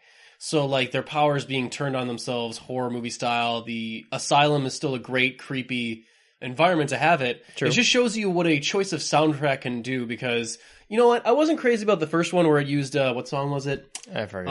It was We Don't Need No Education. Yeah. I actually don't remember. But at least that one fit with they're students, it's X-Men education. It's kind of a theme. The slow version of Oh What a Wonderful World, I'm like, one, I don't even know what it's referencing. Two, there's some other trailers have already done that with this same fucking song. And now you have two trailers with the slow down song thing again. Like, at least Suicide Squad only did the one, and then they did their upbeat trailer. Right. I realize you can't do an upbeat trailer of this, but it's still like... No, but you could do something different. Try some originality, people. It's just bleh. Like blech is a pretty good description, yeah. But I'm still I still think the film is probably going to be pretty neat because it's got a good concept. I think it's got good filmmakers behind it. Good cast. I mean, the visuals of it, I'm like, wow. Like watching it without the sound down right now, there's some pretty neat stuff in here. Mm-hmm. Like it's got this old school kind of vibe where it's it might even be a period piece. It's hard to tell when it takes place, but. Yeah, I'm really sick of that fucking trope. Like, I realize I make fun of it every time we do a trailer talk, but true. I'm really starting to like it. This is a pretty bad instance of it. It's actually really getting boring making fun of it now. Mm-hmm. Like, but yeah, it's a wonderful world, but not a wonderful trailer. Not a great trailer, but I'm still very excited for this film. I don't think anything could really deter me from my excitement unless some bad word of mouth comes out for when the actual film comes out. Okay, reshoots are done. Johnny Depp is now the villain. Oh no! Why do you got to ruin everything? I'm here for this. Johnny Depp as Sebastian Shaw replacing Kevin Bacon. No, just Johnny Depp as Willy Wonka. All right, so let's just go on to our last one here. Okay. We got three today, huh? Well, we got another trailer for Ready Player One, and the only reason I want to watch this one is because we watched it before we watched Black Panther. Yeah, and I had a different reaction this time around than any of the previous two trailers that we watched, or spots, or specials, or whatever the hell. Mm-hmm. So I feel like this is the Come With Me version, in which they drop the pretense and just have someone sing the song, the Willy Wonka song, with it. And I don't know, there's something about it that is very interesting, that actually kind of works for me. Let's give it a watch, and we'll see if I can't pinpoint it. Okay.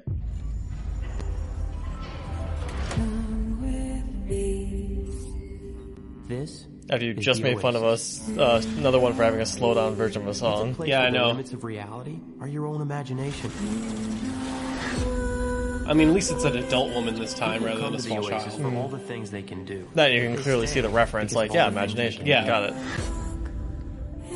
I mean, I at least appreciate the attempt. I'm here talking to all of you now because our future's being threatened. It's actually not detracting from the actual shots as much. I just came here to escape. But I found something much bigger than myself. It's cool. Mm-hmm. I found my friends. What up, Z? What up, Z? I found love. And now, people have lost their lives. No. This is war. We're in control of the future. Find him. Kill him. Welcome to the rebellion, Wade. Robot scorpions! Yeah! I like to think that's just the final battle, but he's still collecting coins.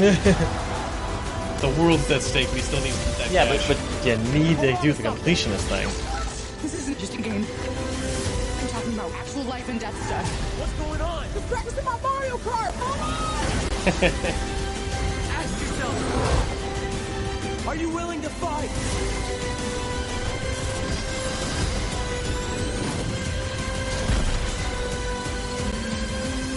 Woo! It's kind of a cool shot, actually. I know, I like that.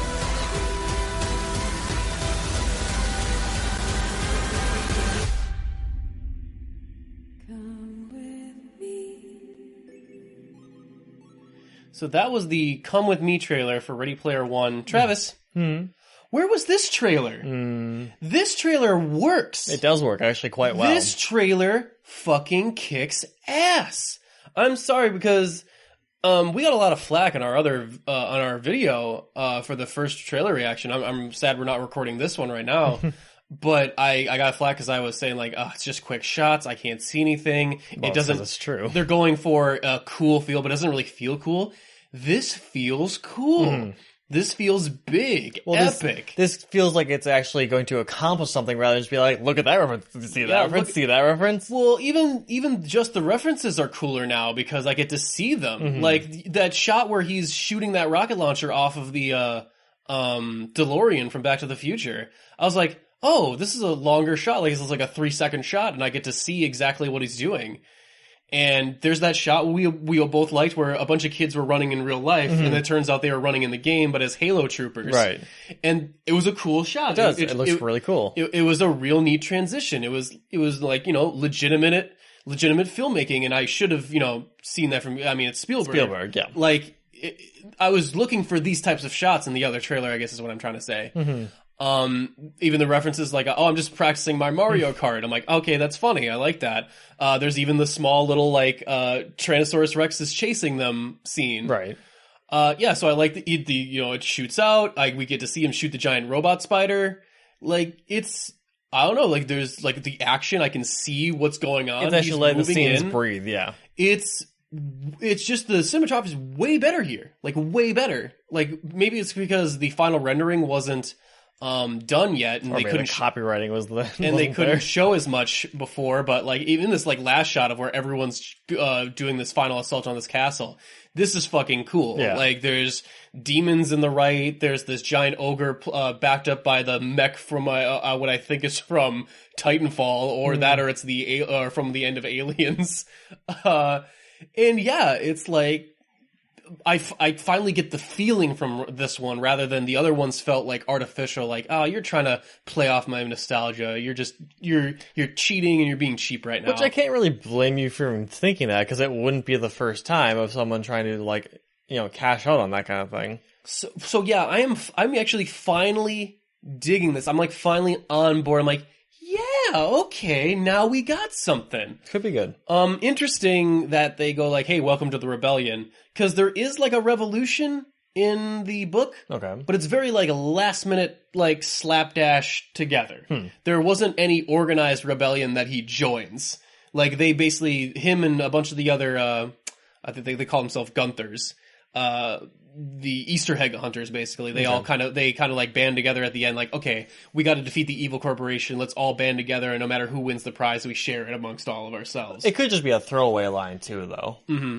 Now that final battle, if they manage to do some of that shit, like they have to replace some of it, obviously. But there's a giant, like they have to face off against a giant Mecha Godzilla, so they team up with some Gundams, Ultraman, the Spider-Man's giant robot from his old Japanese show.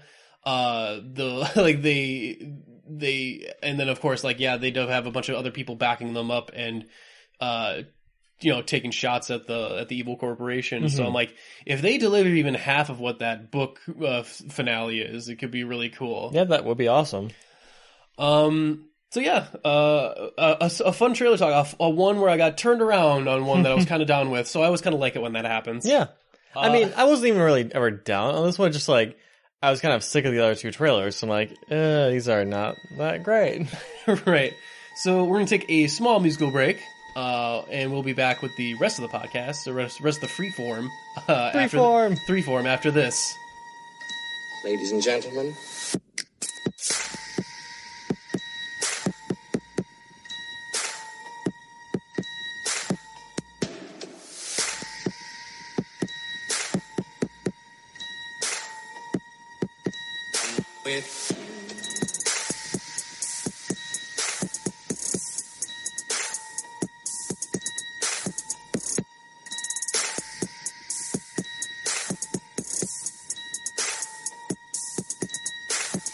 And welcome back to the UGO podcast, freeform edition.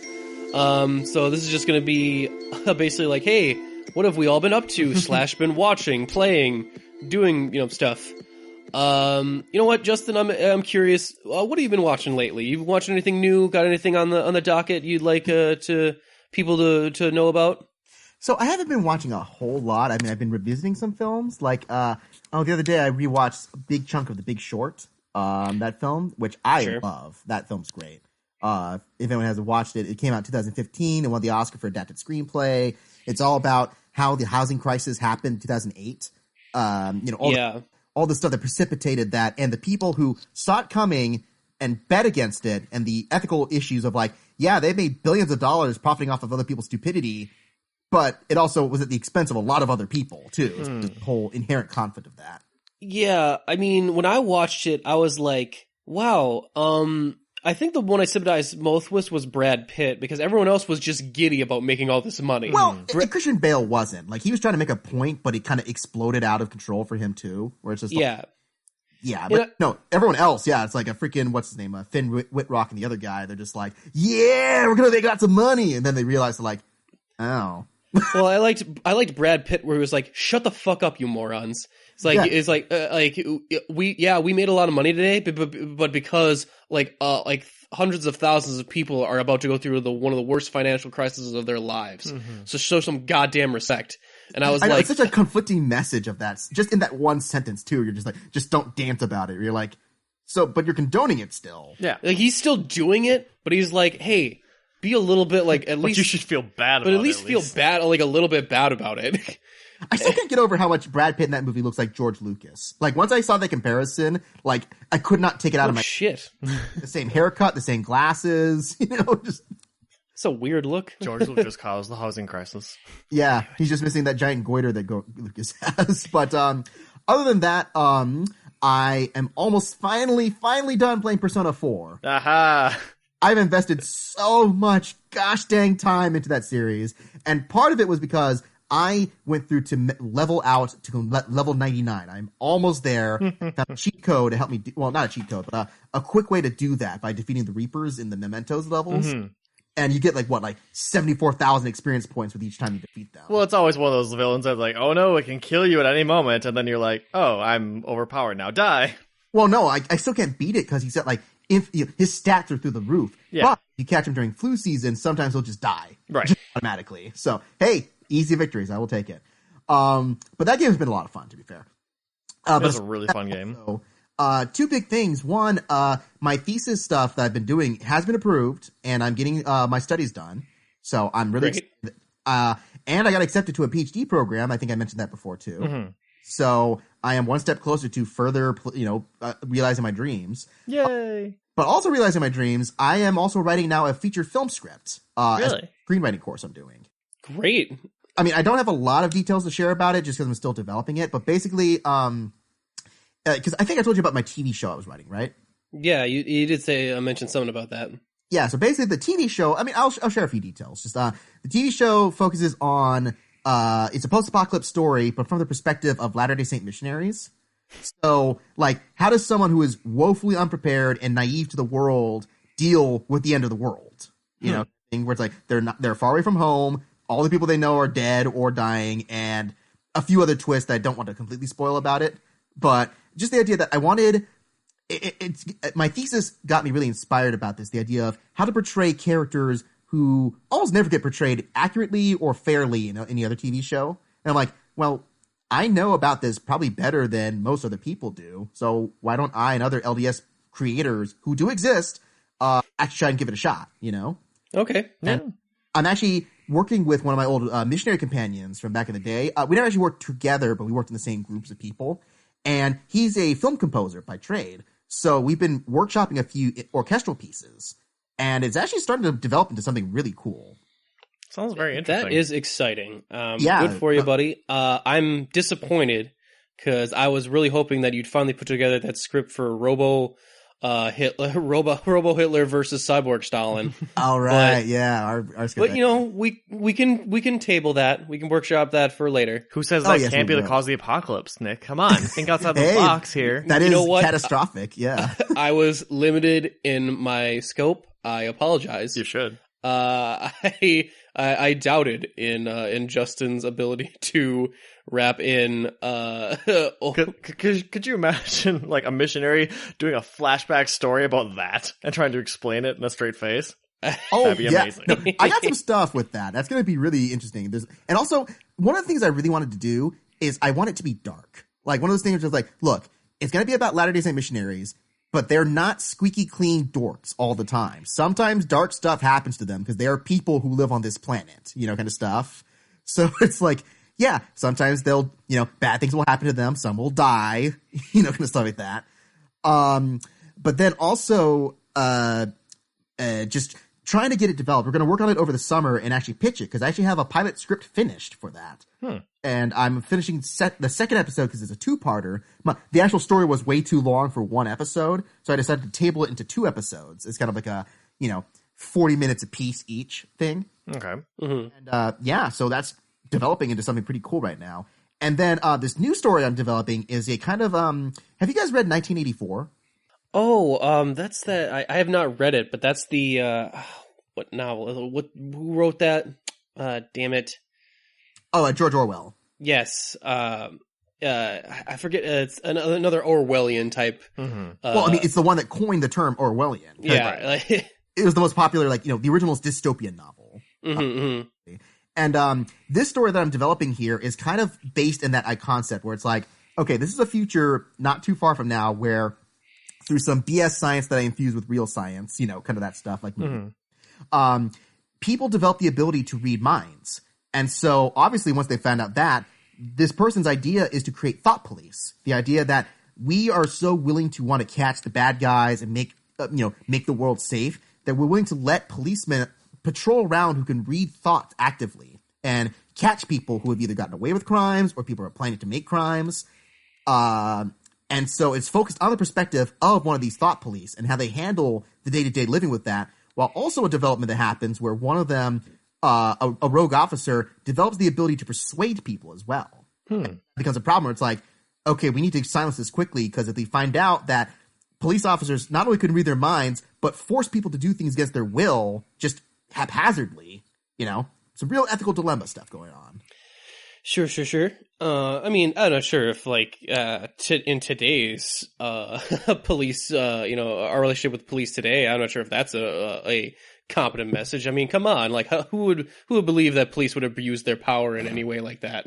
Yeah, no, and that's the thing is like this is a script idea that I've been floating around with for a while, but I feel like with the stuff going on today, I'm trying to workshop it. It's still very early in development, but I posted, I shared a script reading with my class that I'm in right now, screenwriting class, the first 25 pages I wrote in literally like 2 hours, and they were hooked the entire time. So I'm kind of excited. I can't wait. Cool. I look forward to it. I am really interested in see what goes with that. Yeah, you were mentioning you were rewatching some, you're rewatching some of your previous films. I actually was rewatching some classics as well, including Jaws 2 we watched this week. We really should have just recorded that one. Man, we got to record a movie commentary for Jaws 2, I think. Because I think we could really, while I was watching it, I was like, God, this movie isn't very good. No. Oh, sorry. You thought that a Jaws sequel might be nothing but terrible? Jaws 2 is the one I've watched the least, because I've watched Jaws 3 a lot, and then Jaws 4, of course, I could watch that all day with Michael Caine. And then, of course, I still love the fact that Jaws 4, he's in the water, and then literally the next shot when he climbs to the boat, he is completely dry. I mean, if we can get to Jaws roars in Jaws 4, he has a roar sound where I'm like, okay. See, I actually don't think I've ever seen Jaws 4. I've not seen Jaws 4, but I didn't even see the house at bottom. Come on, man. You know what? Jaws 2 I want to see the house that it little to that movie where it's like a remake of the first Jaws, but without any of the interesting, almost all the interesting characters removed and all the interesting sub-stories. There's no, there's no Quint. There's no conflict between him and Hooper. There's no mayor. There's so little to that story.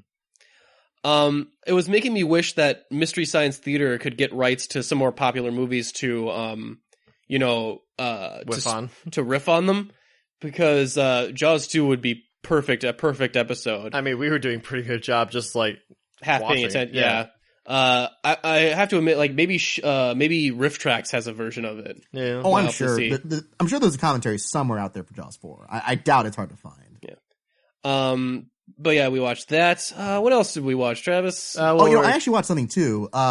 This is a short video just on the track of Kevin Smith that we were talking about earlier. So I have been deep into How Did This Get Made since you introduced that to me. Wow, isn't that such a great podcast? It really is. And some of their earlier stuff was a little shaky, but they've really found their groove once they their live show stuff is the best. Oh, and that feels more organic because they had some rough spots there because it really depends on who's in the audience. Yeah, and I swear I still can't prove this until I actually find out for sure. But do you know Sarah Devour from oneofus.net? She was on a bunch of reviews back in the day. Oh yeah, I remember Sarah. Yeah, there's one woman in the Superman 4 review, and I swear her name is Sarah. It sounds like that Sarah. Really? Same tone of voice. And I can't prove it for sure, but I just like to think the idea dude, someone from oneofus.net was at a recording of, but yeah, again, that's just a pipe dream. But there was a great interview that was done with Jason Mantzoukas, he did one for GQ, and then he told the story again on Conan, the talk show. Mm-hmm. And I don't know if you've seen this one. It's about his very first ever acting job he did for this prank show way back in the day. And just, I've been really listening to it over and over because the story of it is insane. Okay. So basically the idea is, I mean, obviously you guys who look it up at listening to this, he tells it a lot better than I would. But it was a show called Roommate Wanted. And basically it was a pilot for a new series they wanted to launch where these guys are actors playing roommates in this place that has an open vacancy, and they will lure unsuspecting renters to come in and rent an apartment with them. And they would act like complete a-holes to these dudes throughout the entire time and psychologically mess with them. Like there'd be a guy playing the evil landlord who like comes in and smashes things with a hammer. There'd be the insane couple arguing with each other. The one guy who Jason Mantzoukas plays tries to be the nice guy, trying to be, you know, good cop throughout the whole thing.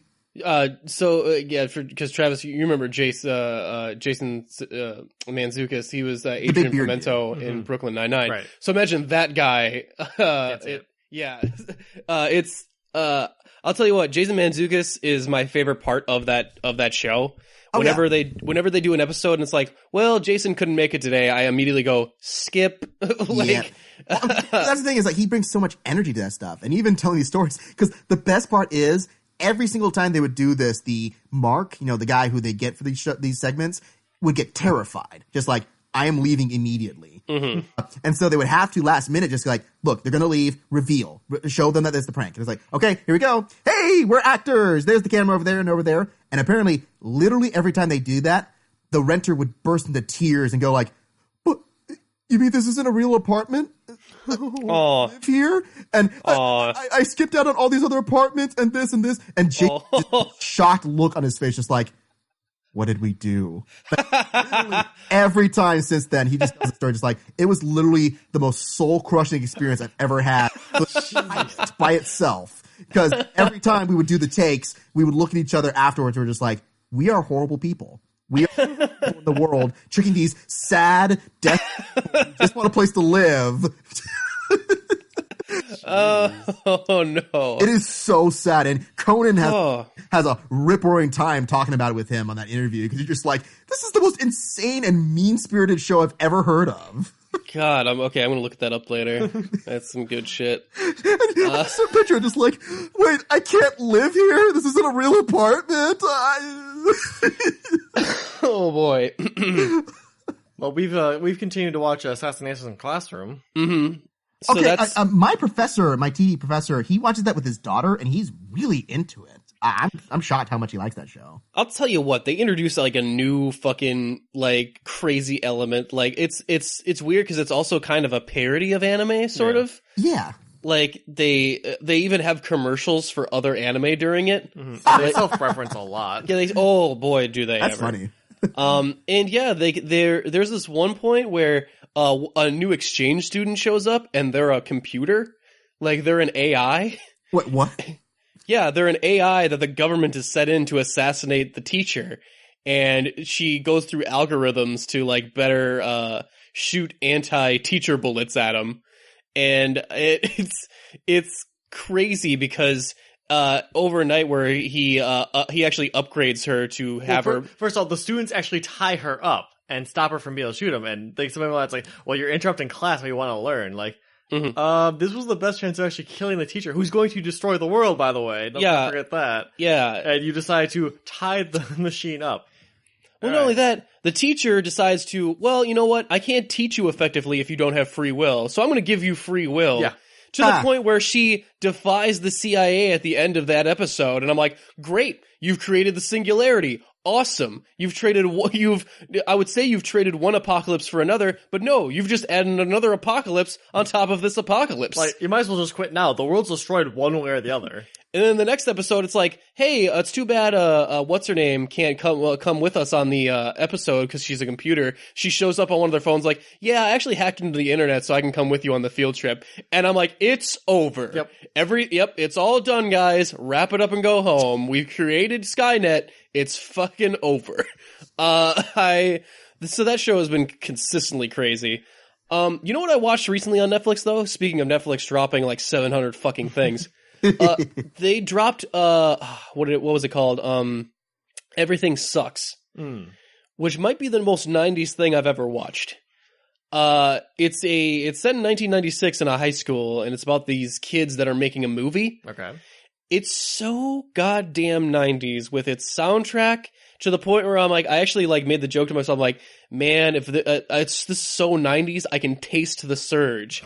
And in the next scene, the fucking kid is drinking Surge in the cafeteria. I'm like, motherfucker. Like, it's so crazy. It's actually a really neat series with a bunch of, another bunch of really good child actors, which to this point, after Stranger Things, It, and like a bunch of other stuff, I'm like, okay, someone is growing child actors in a vat. Oh, it's Disney. And I'm like, I thought it was Netflix. No, it's Disney because they traded in their Chris vats and now they put children vats in instead. Okay. I'm really wondering if any of these kids are just going to grow up to look exactly like some other famous actors, like they're just younger clones of other actors. But yeah, I really like this show because it has a bunch of interesting like relationships with one, it has a lesbian relationship that seriously does not go like it actually like. I mean, I don't want to spoil the show, but I should mention it. It's like when you immediately see it, you gotta go, okay, this is gonna implode on itself, or one of them's gonna die, or something like. Kill your gays, yeah. Nope. It actually fully comes out to the point where it has a really sweet ending by the end of it. That's nice. Yeah. Which is weird because it starts off with one of the girls being like a Heather level bitch to the other girl. Ooh. But it actually explains later is like the reason she did that is because she was attracted to the other girl and didn't know how to deal with it. And she was in another destructive relationship at that time. And it's like, she's like the bully. Like, she's not even one of the main characters, but she's one of the more interesting characters of that show. Watching her slightly change to the point where I'm like, at the end, I was like, oh my God, this is actually going to work. I was shocked that like, it didn't like, and there's like a miscommunication where the other girl is like, oh, I have to go be with my best friend right now. He needs me. And there was like, and she's like, yeah, cool. I get it. Go with it. Like, there's not a big misunderstanding or like, you're always spending time with him or something like that. Right. Like, no, like it acts like an adult. And like, there's this one point in the show where, two of the kids, their parents are dating and one of them finds out about it and, freaks out and like yells at his mom. And then they break, the parents break up over that. And then his best friend, who's the daughter of said guy that his mom was dating, comes over to him. Is like, here, I want to take you to this bridge or whatever. And he takes her to this bridge, and it's supposed to be like this nice sweet moment. And she goes like, "How fucking dare you? I am so mad at you right now.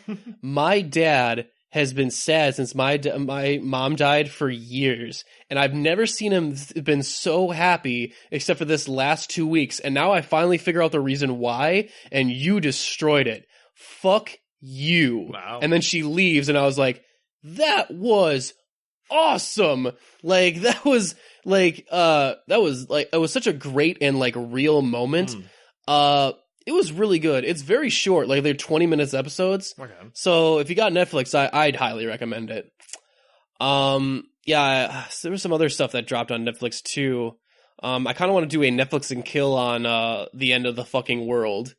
That one seemed interesting. Because Kyle watched that one too, and he said like I would totally do a review with you guys if you guys wanted to review it. All right. Let's see. Joel McHale has a new show on Netflix, which is basically just Netflix's version of The Soup. Which is like, cool. I'm surprised they didn't call it just Netflix is The Soup. You know? Yeah, I mean, the only reason must be just for copyright. Yeah. It's nice because Joel McHale even seems surprised that he can say fuck. Like, oh my God, I can. So it was nice to see that kind of back because I was like, I remember watching The Soup all the time. Just being kind of, a show making like getting the best clips of like. Watching the most ridiculous moments of reality shows without actually having to watch reality TV. Because who wants to do that? Because who wants to sit and watch? Yeah. Anything else? Anything else we've been watching? I actually watched something. Because we said we went and watched the Full Metal Alchemist movie on Netflix. Oh yeah, that was real bad. I mean, it had moments. Sure. Certain moments. You know what? I will grant. You know what? We're gonna do a Netflix and kill. I actually have a couple spoiler for later, but I actually have. I'm in the works for it being one of our first live episodes at one of our conventions. Is a live Netflix and kill on Full Metal Alchemist, the live action adaptation. Oh, I want to see that just because I hear how terrible it is, but I'll tell you what, I'll give it this. Al looks pretty good. Yeah. Like he looks surprised. I'm like, wow, the CG on this. Except that they sidelight him for the entire movie.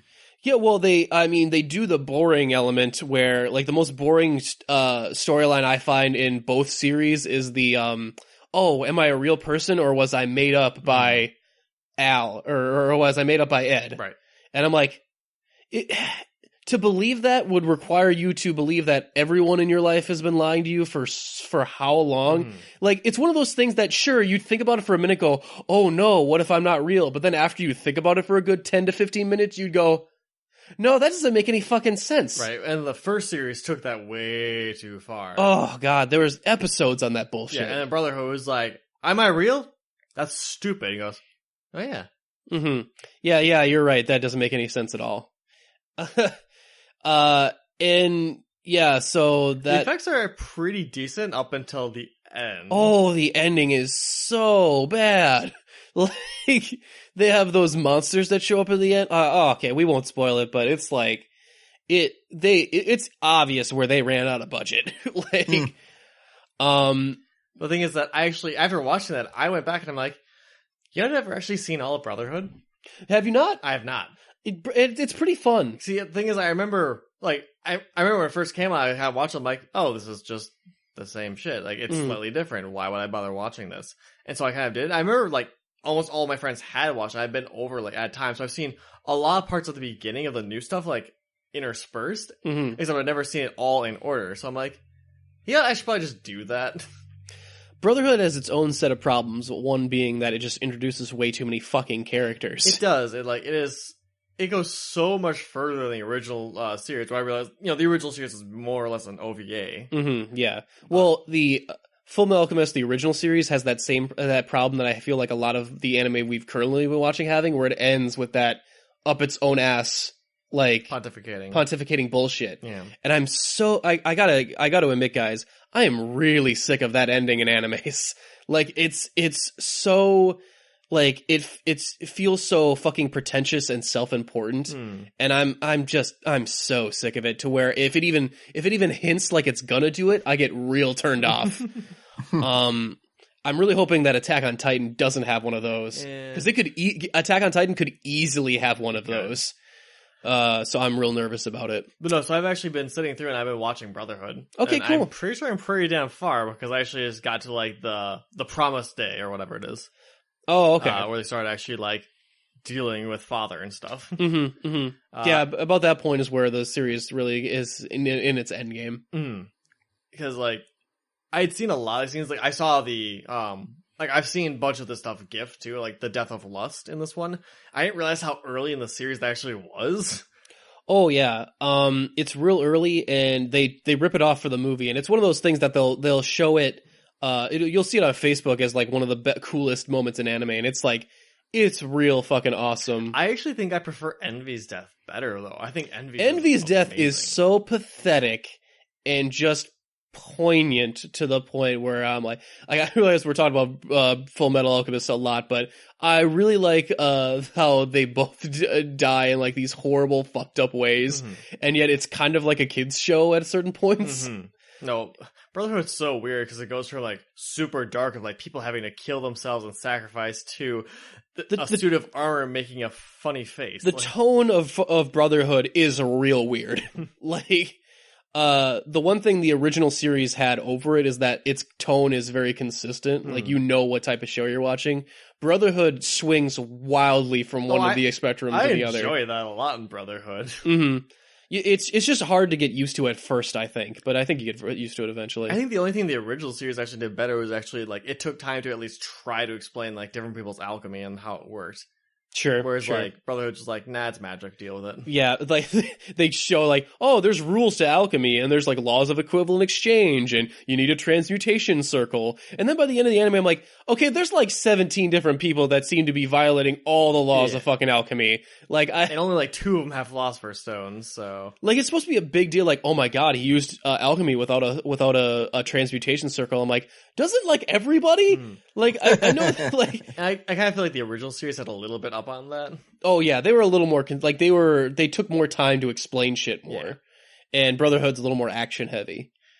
But yeah, let's see, we watched that. I got one. So last weekend we had a movie viewing with some friends of mine on Midnight Chat Attack, and on my suggestion, because I'd hinted at it before, and we couldn't do it before because our streaming service failed on us halfway through. It was just one of those cheap sites. But we watched The Warriors. You know, that great in the 70s. Warriors come out to play. You know, I was nervous introducing that one because I'm like, look, it is very campy. It is very 70s. You know, it's stylish. It's, you know, it's a little creepy at points because, you know, it's like, oh yeah, there's that bit when Ajax tries to molest some woman just because he's like, hey, I'm horny. I'm just going to harass this woman sitting on a park bench. Easy target, right? Sure. And then arrested. But I was so happy. Oh, sorry. I was just saying, I'm so happy. Everyone who watched it with us loved it. Like, they thought it was just so much fun. That's a great movie. I always like any movie that like it really set the trend of like especially gangs in the 70s and 80s where all of your gangs had to have a different shtick. To where I was the thing about it. It's a living comic book. Like, literally everything about it is a comic book story. You know, they fight a baseball gang at a certain and that's point. one of the best parts. It's so tense. I love that. Like that part. It has what's his name? Dexter's dad. Yeah, James Remar. That was his role. Really young James Remar is like, I'm gonna cram that bat right up your ass. And I'm like, and yeah, turn you into a popsicle. I'm turning you into a goddamn popsicle. I'm like, yeah, you get him, Dexter's dad. Yeah, I really enjoy that movie. Let's see. Yeah, so that was a lot of fun. That movie, I've seen that like 7 times just because I'm like, it's short, it's sweet, it's super entertaining. So. I have been catching up on the Arrowverse stuff. Really? Well, now I got Black Lightning to throw on top of there too. So Black Lightning's been pretty good. It's been throwing a lot more heavy kind of like actual, you know, storytelling on top of it. Of like, you know, just the kids developing their own superpowers, big LGBT representation for one of his daughters, like straight up in front. They like don't even like hide it or like trying to hide it from her. Are they hiding it from her parents? I don't think so. I really like the idea of a retired superhero coming out of retirement. Yeah. Like that's interesting to me. Yeah, it's like a Soul Power from Static Shock. You know, it's almost the same story. Yeah. I mean, power. I mean, it really makes me want a live action Static Shock because of his powers and stuff. Yeah, which, cool. Granted, don't make a lot of sense. Like he uses electricity to levitate a guy at one point, and I'm like, I don't think that's how electricity works. I'm sure it's some science about like the electrons and the force between neurons and protons and stuff. Well, I mean, if it was electromagnetism and he was lifting him by his belt buckle or something, I'm like Static did something like that in the show, right? Like Static could, Static flew around on a manhole cover. Yeah, but I mean, metallic things can get static even without, you know, electricity. I mean, like when you take things out of the laundry machine, there's a little bit of that static energy around it. So yeah, so he had at least a little bit of logic. Like Black Lightning just lifts like just a dude up by like his chest of this electricity, and then throws him onto a car like from a second story place. And I'm like, oh, so he murdered that guy. Yeah, and then he shows up later like, oh yeah, he showed up in the hospital. I'm like, no, I'm really sure that guy's dead. Like, at the very least, his back's broken. So people in superhero shows, they're always more durable than the average man. Even the common criminals are more durable. And I am used to that of like, okay, that punch sent that guy across the room, which would mean like in real life his jaw would be like his jaw would go across the room before the rest of his body would hit it. Yeah. He looked like that one girl from Until Dawn where they tear off her jaw and her tongue's dangling out. It's like, yeah, that'd be that, but just punched his jaw off. Mm-hmm. Man, I did not say, man, we saved too many people in Until Dawn. That's true. No. If you watch the Raid Select playthrough when Brian and Jeff were playing it together and they were so angry because they thought they had saved everybody, and then like 3 people die in one of their videos right after one after the other. And fuck. They're like, oh, because they were so graphic. Sure. Yeah, I am digging Legends of Tomorrow. The Legend of Tomorrow has been on point this season. All right. They did their Groundhog Day episode. Love it. Which was great. Of course. Love it. It's great because the person stuck in the time loop just goes to a person to explain the time loop, and he explains it to Steel, and it's like, oh, okay, I got you. Next time it resets, come to me and just say Groundhog Day. And it's like, what? Just say Groundhog Day next time it resets, and I'll totally get what you're talking about. And she does it. It's like, so it's nice to see like she doesn't have to explain it every time. Right. Is that he can use the shorthand. It turns out Heatwave is like this author of some sort of sci-fi romance novel that is actually pretty good. And yeah, it's like this big mystery of trying to figure out why the ship keeps blowing up after like an hour or something. Okay. So it's real fun. I liked that. It's been a fun time this season. Constantine was a fun addition. He finally gets to smoke at the end of this episode. Woo, of course. Like they make a big deal. He can't find a light the entire episode, and he finally gets to light one up at the very end. Like, cause playing off of the fact that they never could let him smoke when he was on NBC, I want to say. Yeah, like there's some network rule that you can't show characters smoking like that. So yeah, which good thing for the most part. So that was for Constantine. It was a big important part of his character. So it was kind of because it's not like we can't see smoking anywhere else in society, right? You know? Yeah, and it's.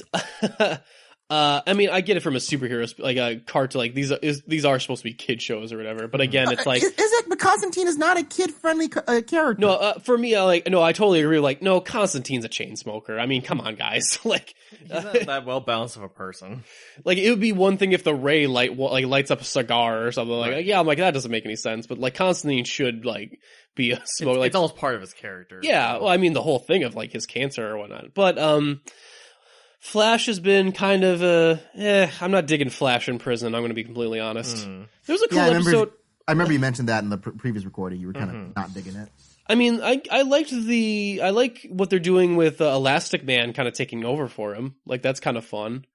But yeah, Flash in prison is just kind of a dumb fucking arc. Like there's just not a reason. There's just not a good reason for him to be there. Let's see what else. Supergirl's been okay. They brought Mon-El back, and I'm just like, God, who the this guy cares about Mon-El? Seriously, like, and they're doing Legion of Superheroes, which is cool, but there's only 3 people in the Legion of Superheroes, and one of them is Mon-El. So I'm like, God, fuck this. So 33% of the League of Superheroes you don't like. I mean, at least they did Brainiac 5, and I was like, yes, okay, Brainiac 5, I can rock with this. This is great. Which don't he and Supergirl get in a relationship in Justice League, the cartoon? In the unlimited version, like, yeah, they hook up. Like the ending. Yeah. I don't think that they're going with that way with this one, if I had to guess. Darn, you want to see her get intimate with a cyborg man, so. Yeah.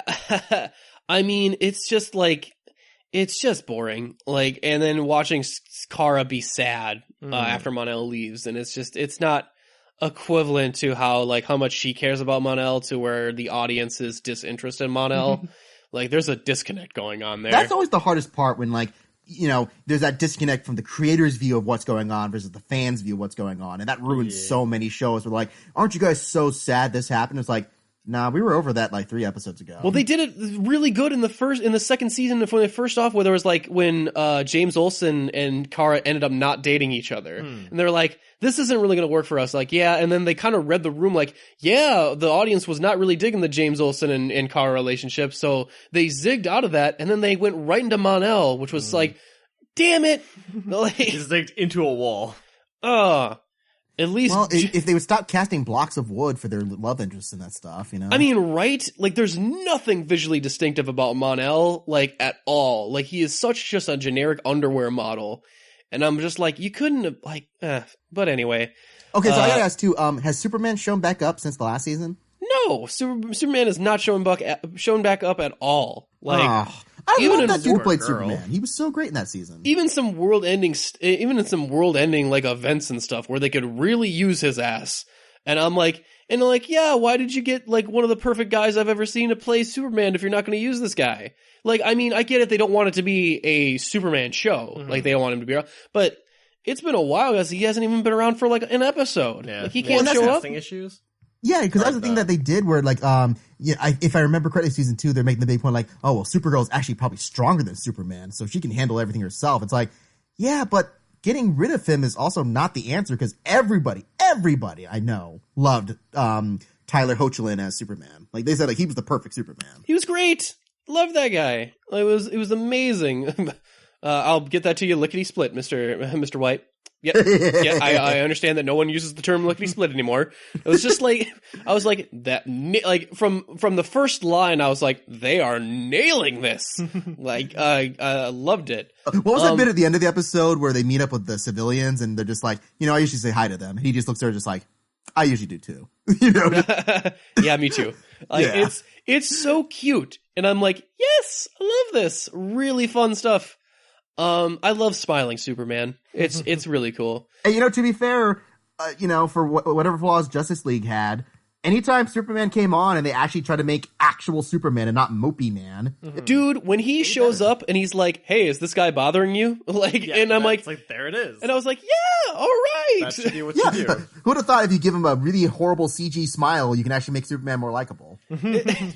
Like, I was like, oh my god, it took you the better part of 2 movies, but you finally figured out what works about Superman. Good for you guys. Well, and that's the thing is, like, I still, you know, again, that's my whole argument for people say, oh, Superman's boring. And I still meet people say that. It's like, no, Superman is boring if you don't know what to do with them. But if you know that Superman is the embodiment of the perfect hero. Like, yeah, you don't have Superman punching bank robbers. You have him handling big, giant threats that he has to do and be ethical about it as well. You know, the pinnacle of goodness. He has the same problem that Captain America used to have of just like, he's the paragon of goodness. How can you write a story? Scout.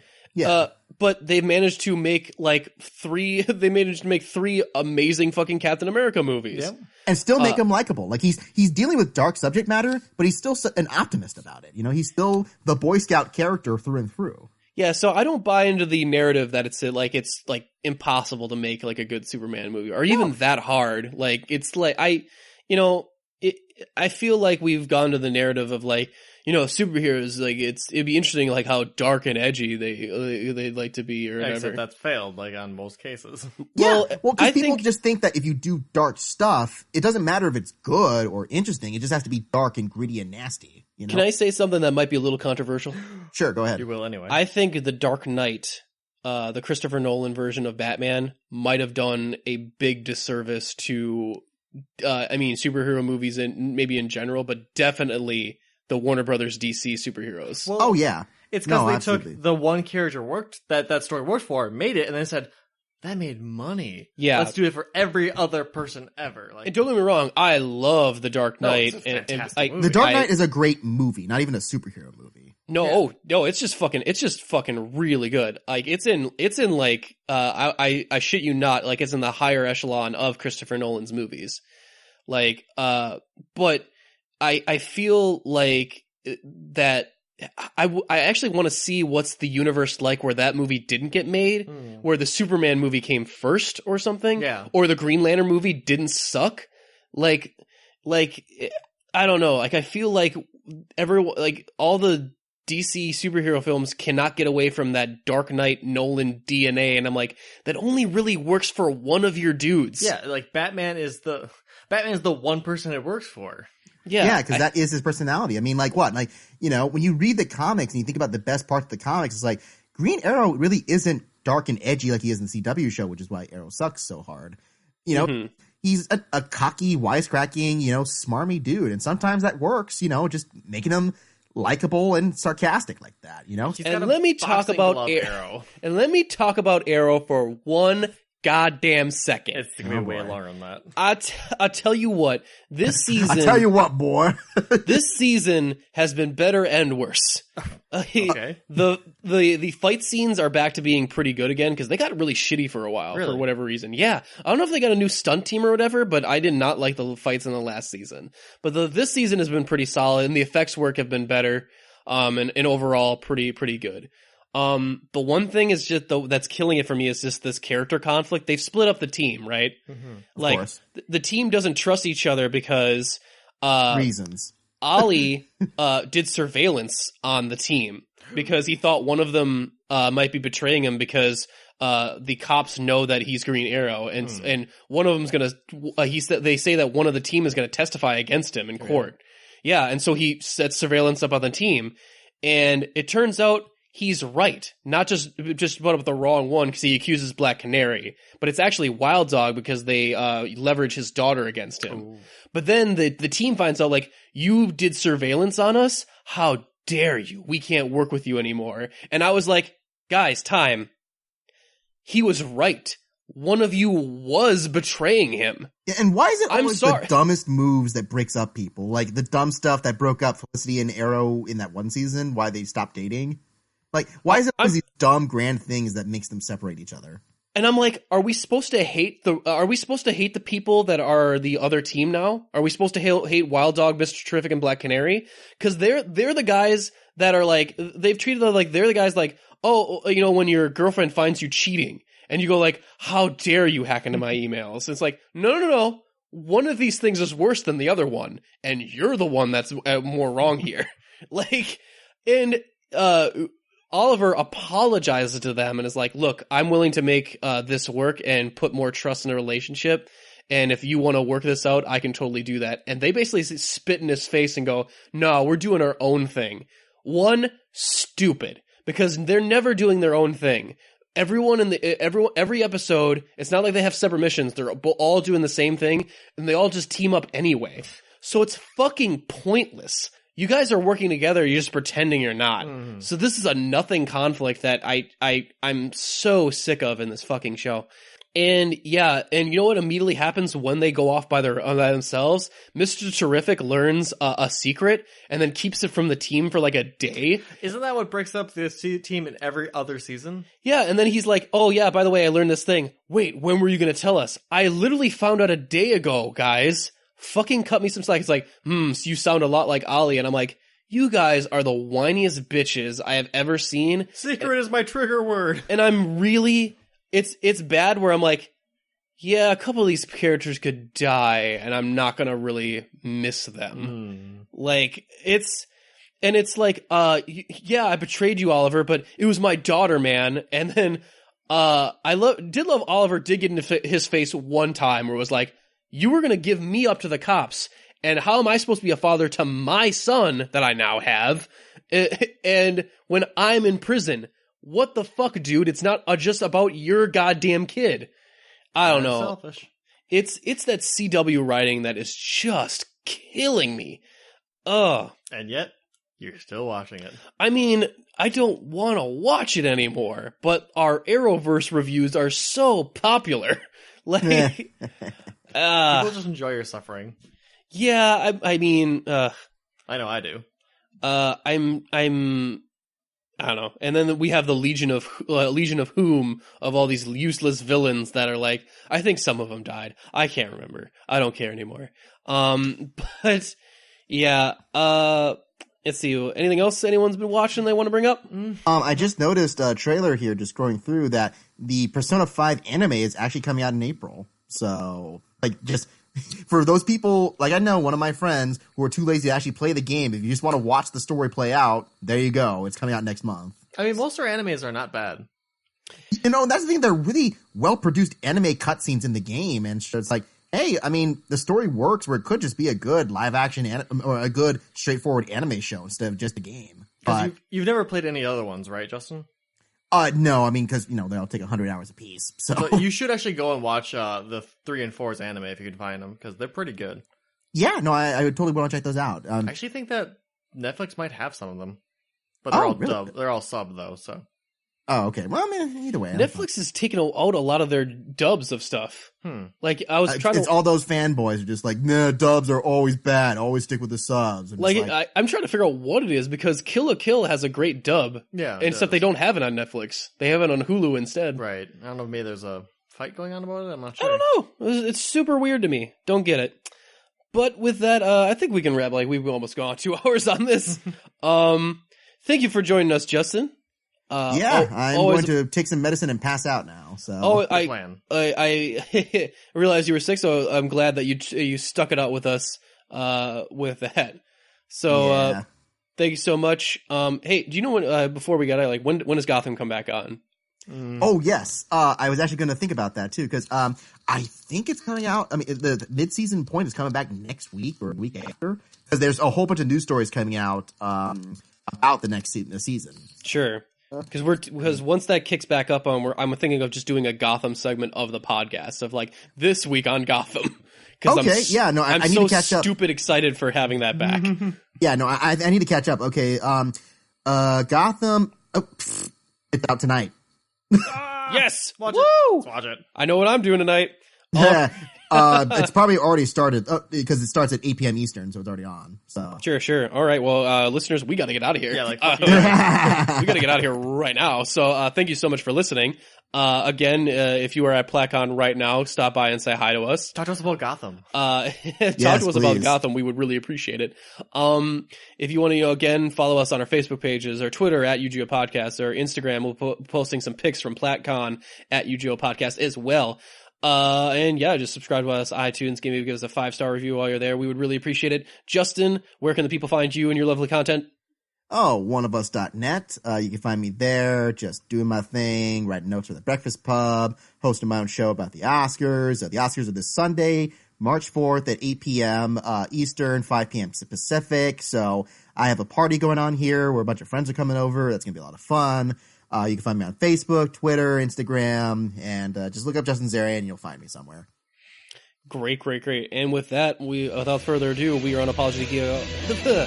We are Mushmouth people. And also, we're Unapologetic Geek Out, and we're out. Got ham time. I always got ham.